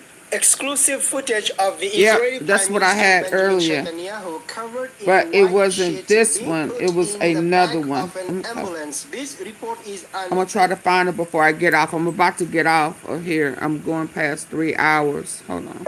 That number is more like 19 right now. And here's what the senior Iranian and Spain's foreign ministry and others are condemning that in the strongest terms. The Spanish government condemns in the strongest possible terms the Israeli attack on the medical facility in Bin in southern Lebanon, which has resulted in the deaths of 12 members of the facility's medical and healthcare staff. That number is more like 19 right now. And here's what the senior... All this dude, he goes by @ParityJeffX. So give this man a follow. He says, breaking, Netanyahu absent from the latest state military council. Very unusual. Yeah, very unusual. He's never had a meeting or somebody speaking for him. I'll let you listen to these guys. Tell me what you think. How are you having in the middle of a war with your Security Council giving a press conference? Yep, I had that too. You have somebody else. Without your commander-in-chief, we haven't seen Netanyahu in 7 or 8 days now. And the entire internet's getting good. Netanyahu's dead. We're going to just throw it out there. The fucker's dead. You heard it here first. God bless Iran. No, we didn't hear it here first. So I said that the other day. Parody Jeff, right? This is the account that... You're talking about you hearing it here first. I said that the other day. Netanyahu's dead. We're going to just throw it out there. The fucker's dead. You heard it here first. God bless Iran. Let's fucking go. So Parody Jeff, you guys aren't following Parody Jeff, right? This is the account that Laura Loomer used her connections within X to get deplatformed, his original one. He's the one who makes the funny face of Loomer. Absolute legend. You got to follow this dude. He goes by @ParityJeffX. So give this man a follow. He says, breaking, Netanyahu absent from the latest state military council. Very unusual. Everyone he never had been the one talking for him. What's going on? So I had this video translated in English. I'll let you listen to these guys. Tell me what you think. How are you having in the middle of a war with your Security Council giving a press conference without your commander-in-chief, and we haven't seen Netanyahu in 7 or 8 days now. And the entire internet. And now Trump is asking for help. The same man who came out to he's asking for help. That everybody was blaming Israel for the assassination of Charlie Kirk 10 minutes after the dude was dead. His body hadn't even fallen off the chair yet. I hate this because I had where he had to apologize to everybody that he went ham on for Trump. I had it, man. I hope I'm able to get all of that back. But yeah, Bibi Netanyahu has never had anyone speak for him, ever. Never. How are you having, in the middle of a war, with your Security Council, giving a press conference without your commander-in-chief, and we haven't seen Netanyahu in 7 or 8 days now, and the entire internet is claiming that he's dead? This is the same man who came out to address the conspiracy theories that everybody was blaming Israel for the assassination of Charlie Kirk 10 minutes after the dude was dead. His body hadn't even fallen off the chair yet, and Netanyahu was holding a press conference in the middle of carpet bombing Gaza, in the middle of a war. So don't give me the crap that he can't and he shouldn't be here right now. This is not normal. We haven't seen the dude. Well, last time I think we did see him there carrying him out under a white cloth on a body bag on a stretcher. Yeah. You can only hope, right? I saw it. The global and regional struggle against Iran, which is being led by US President Donald Trump and Israeli Prime Minister Benjamin Netanyahu, is now escalating and entering the decisive phase that will continue for as long as it is required.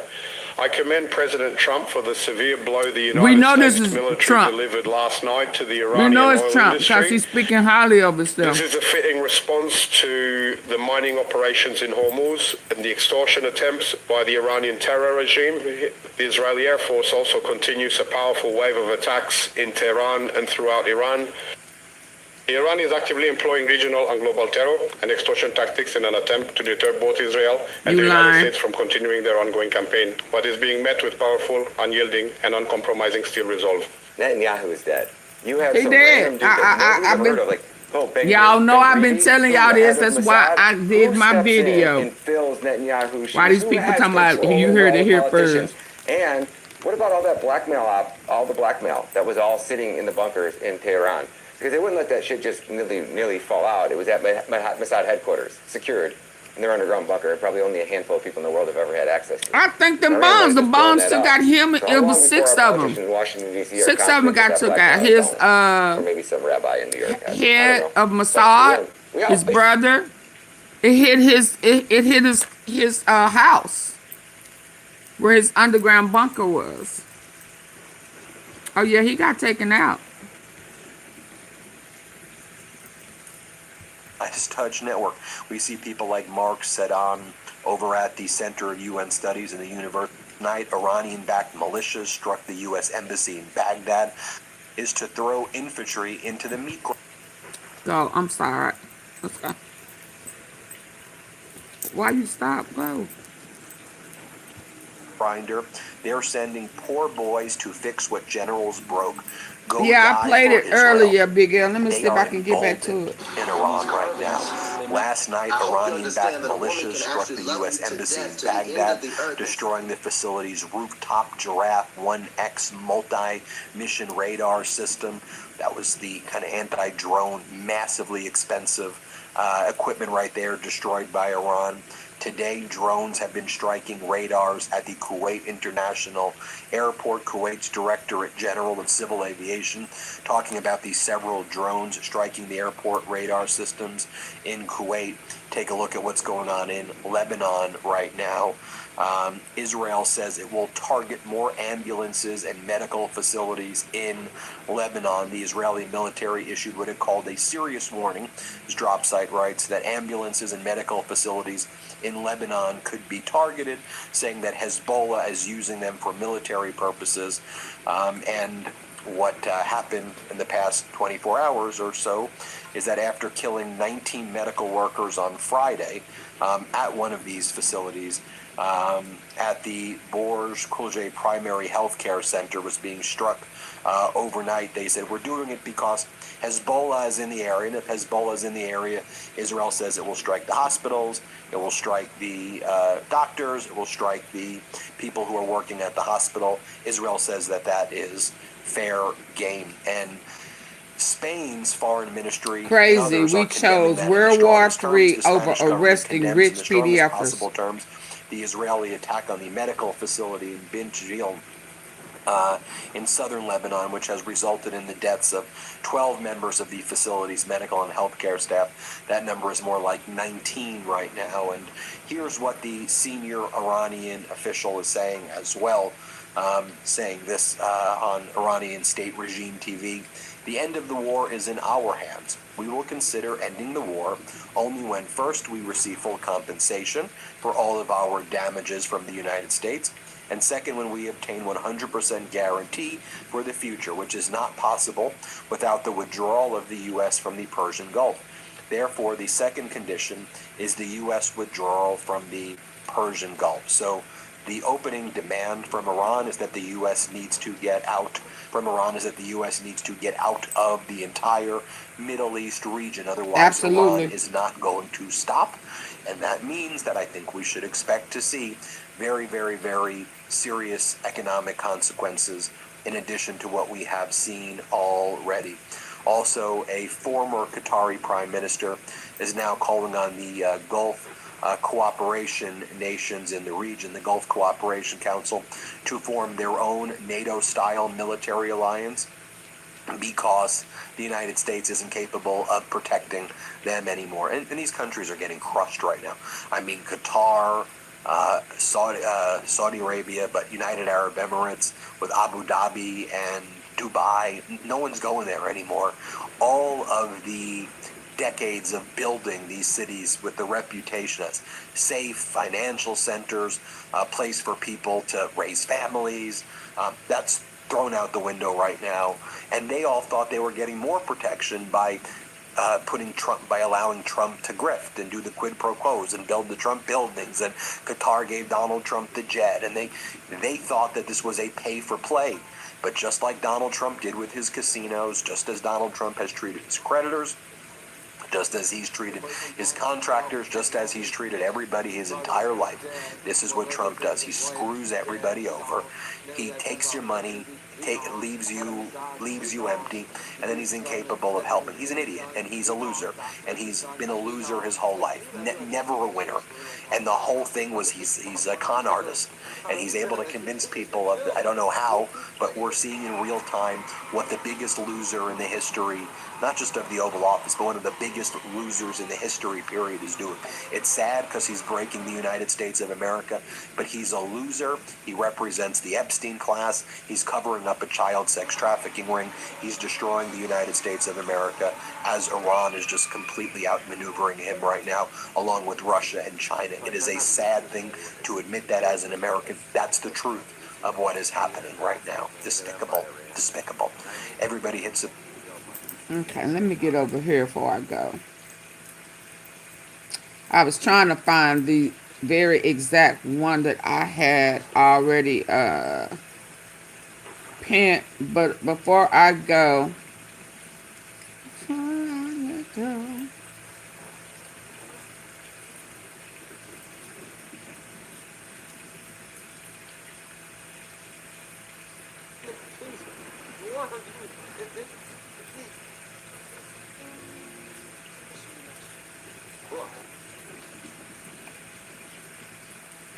did I not see it?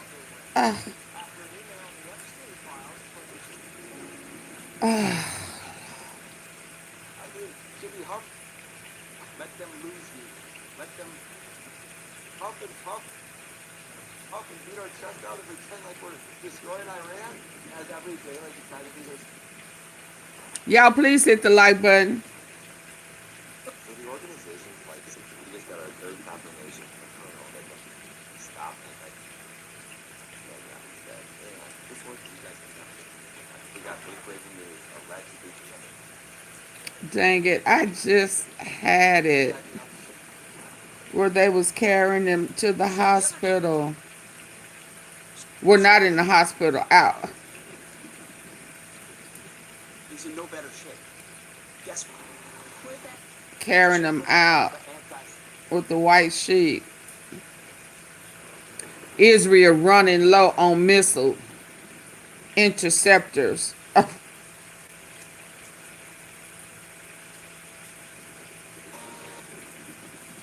Dang it. It's just not going to let me find it. Okay, okay. Okay, hold on. 37 missing children rescued in a major anti-human trafficking operation in Southern California. Praise God. Thank you. Okay, I remember that.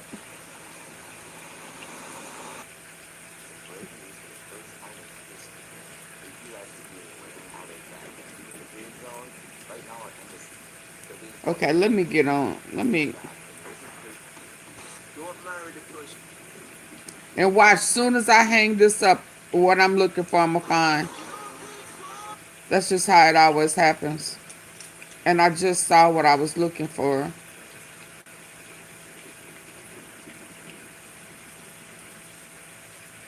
Reasons why. I need to... No, I don't need to know that.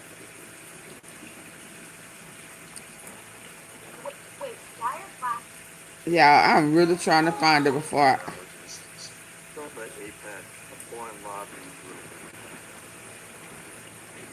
I bet you've never experienced. Let me get on over here before I go.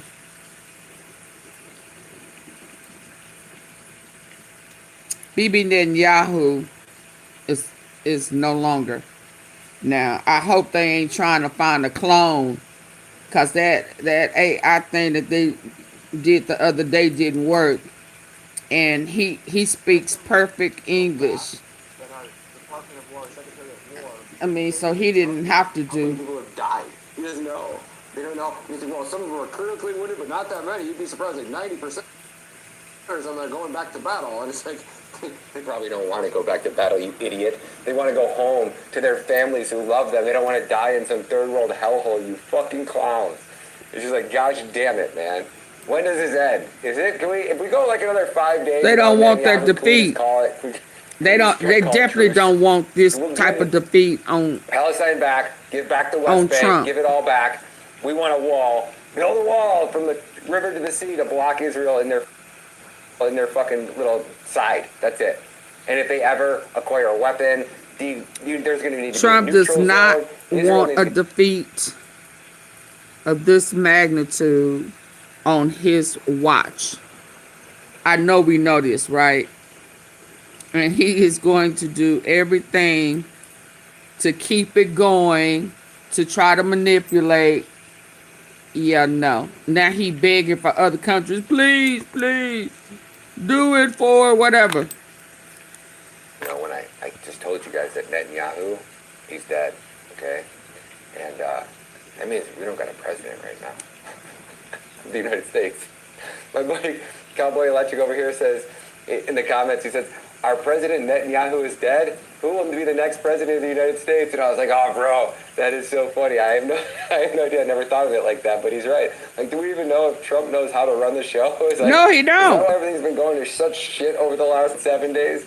It's just like, we don't even know if our country can function. It seems like Tel Aviv's been around. They don't know what to do. For some time. Now, Netanyahu's dead. His brother's dead. Most likely assuming his wife dead. She gone. And then we got to talk about Ben Griebe. He gone. Head of Mossad. He gone.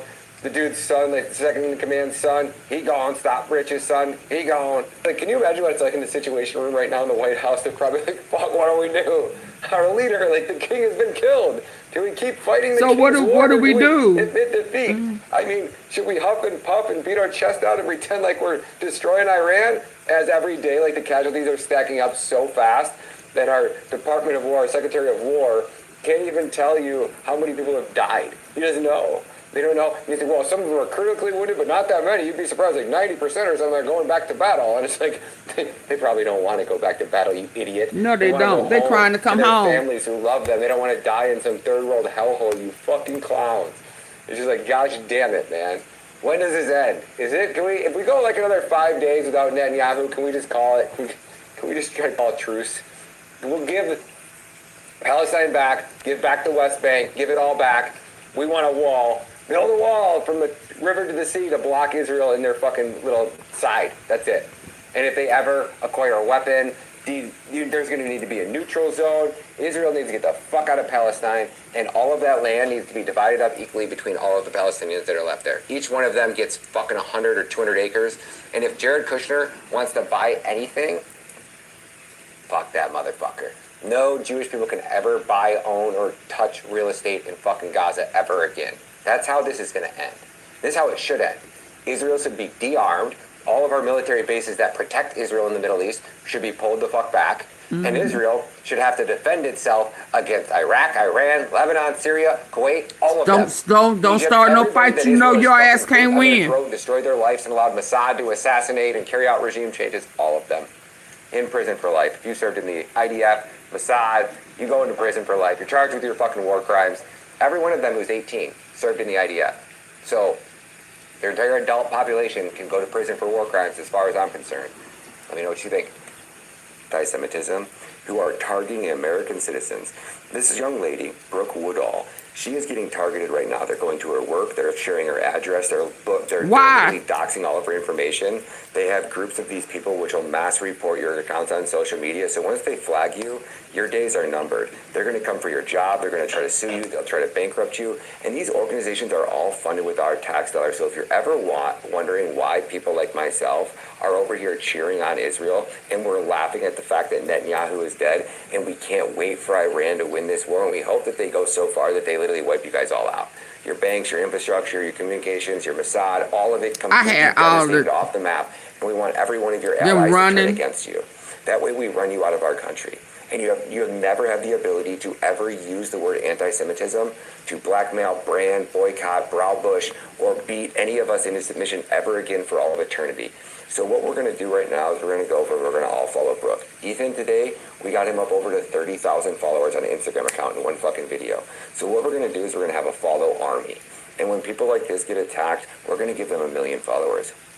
We just got our third confirmation from a colonel that Netanyahu's dead. And this one's for all my homies out there that are from Iran. And any of you guys, boys with the supreme leader, if you could do me a favor and put in a request for, I don't know, about 99% of Americans and about 99% of the world.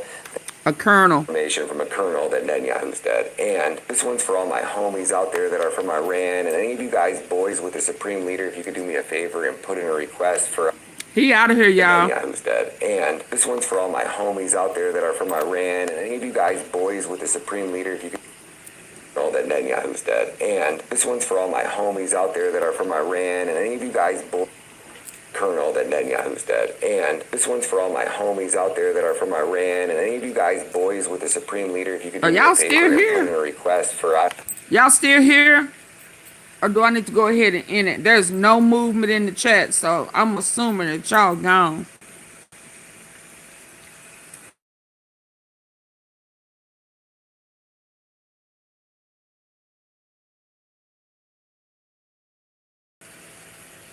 Are y'all still with me? Can y'all hear me?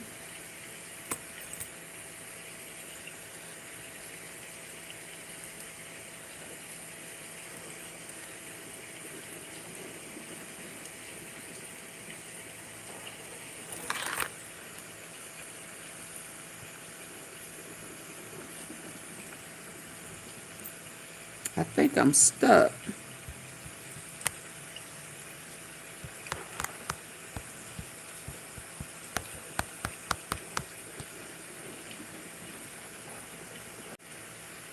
Okay. It says I'm live, but can y'all hear me though?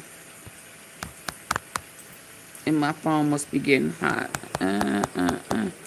Colonel say he out of here. What is...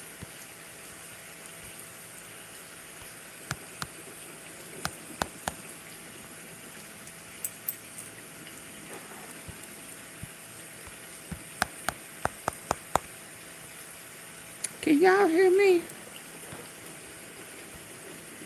Oh my goodness.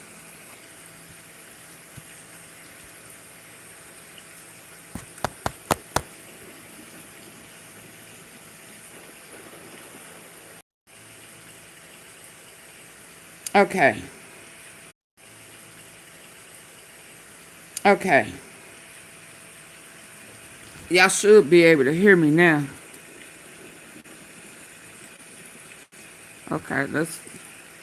Information from a colonel that Netanyahu's dead. And this one's for all my homies out there that are from Iran, and any of you guys, boys with the supreme leader, if you could do me a favor and put in a request for, I don't know, a colonel that Netanyahu. This one's for all my homies out there that are from Iran, and any of you guys, boys with the supreme leader, if you could do me a favor and put in a request for, I don't know, about 99% of Americans and about 99% of the world that doesn't wear a tiny little hat and worship Satan. So, that being said, this location right here, see this photo? That's a thing called the Wailing Wall. If you just go over to Google and you type in Israel Wailing Wall, you can pull up the Google Maps and pull up on Google Earth. That location, take those GPS coordinates, send them over to the dude with the hypersonics if you could. Whoever's got the control pad and can put those GPS coordinates in the hypersonic missile, the world would owe you the biggest debt of gratitude. It would send like a big middle finger to all of the tiny hat wearing little. It would really send a message to the world that they're losing. Wow. And it would be a clear signal that you guys are the of this war. So if you're looking for a way to end this war, I think I gave you guys the end-all final solution. But let me know what you guys think down in the comments. By the way, Netanyahu's dead. So we got our second confirmation of that over here. We're going to jump into that one next. My boy Stu Peters coming in with the heat. Says, here's French Colonel who says Netanyahu is dead and the announcement will come tomorrow. Yeah. This is our third confirmation that Netanyahu Yeah, my phone is getting hot. We're still praying that that is actually the case. And hopefully we wake up tomorrow and we've been given the greatest gift in all of eternity. God bless you guys. My name's Brian Maddow. They are moving like they already know. News. We're getting our asses kicked. Iraq attacking us. Over in Israel, it's a fucking dumpster fire. And Netanyahu's dead. On top of all that, we have roughly 1,000 troops that are allegedly. He keeps wearing it out, don't he? So we got a lot to unpack in this video, so buckle up. We're going to start off with the U.S. Air Base was hit by drones. So this is a big one. So my boy Unka. Oh, did I mention that Netanyahu's dead, by the way? Oh, yeah, that's too. So Unka goes by Unka over on X. U.S. base in Iraq is hit by FPV I knew he was out of here. Unprecedented strike. The drones flew unchallenged over our air base and bombed buildings, like one drone after another. You're going to see all of these drones, their view of them. So it's a drone view, boom, boom, boom, all over. And he says, so much for air superiority, right? Yeah, like we're the top dogs. We're the superiority in the sky, right? The empire's defenses are crumbling, boys and girls. Check this video out.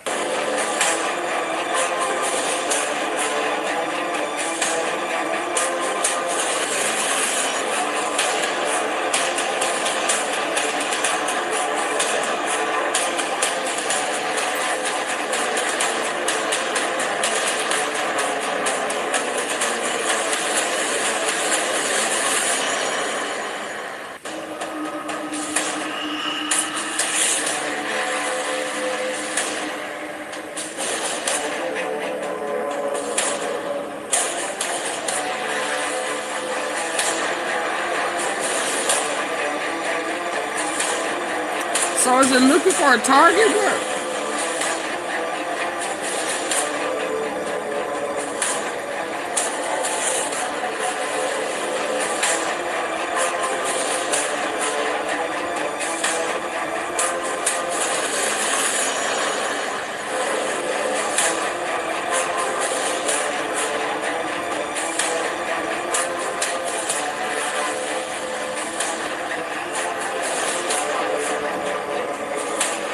I don't know.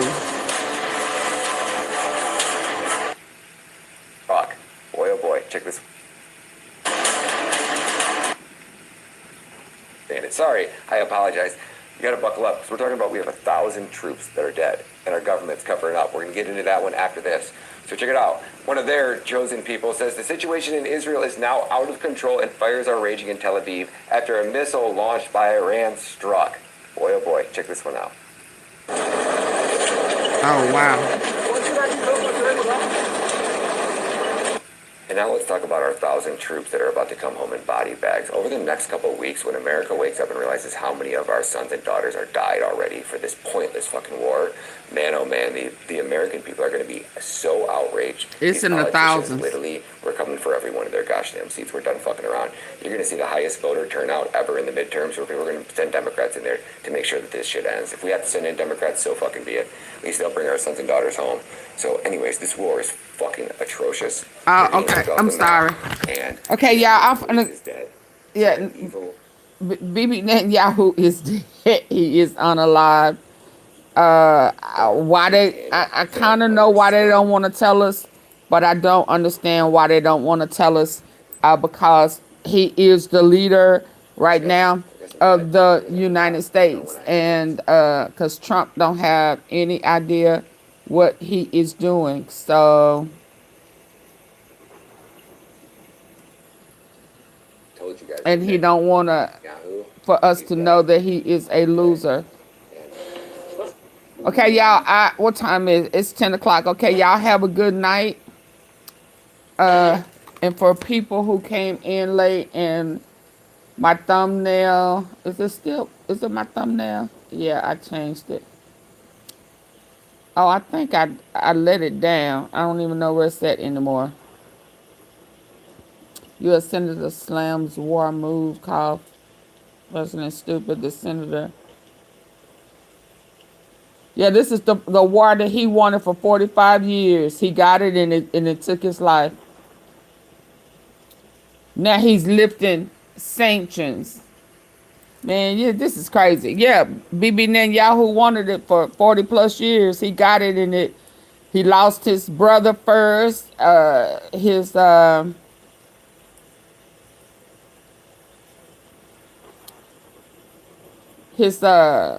head of the Mossad.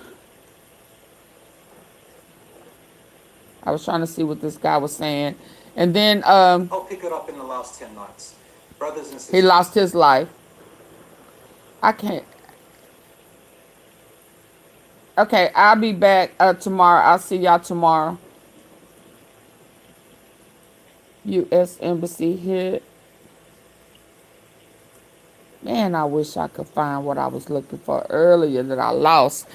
Yeah, y'all, let's cross our fingers that I am able to recover all of those messages that I sent myself regarding that I just had sitting there waiting to bless y'all with.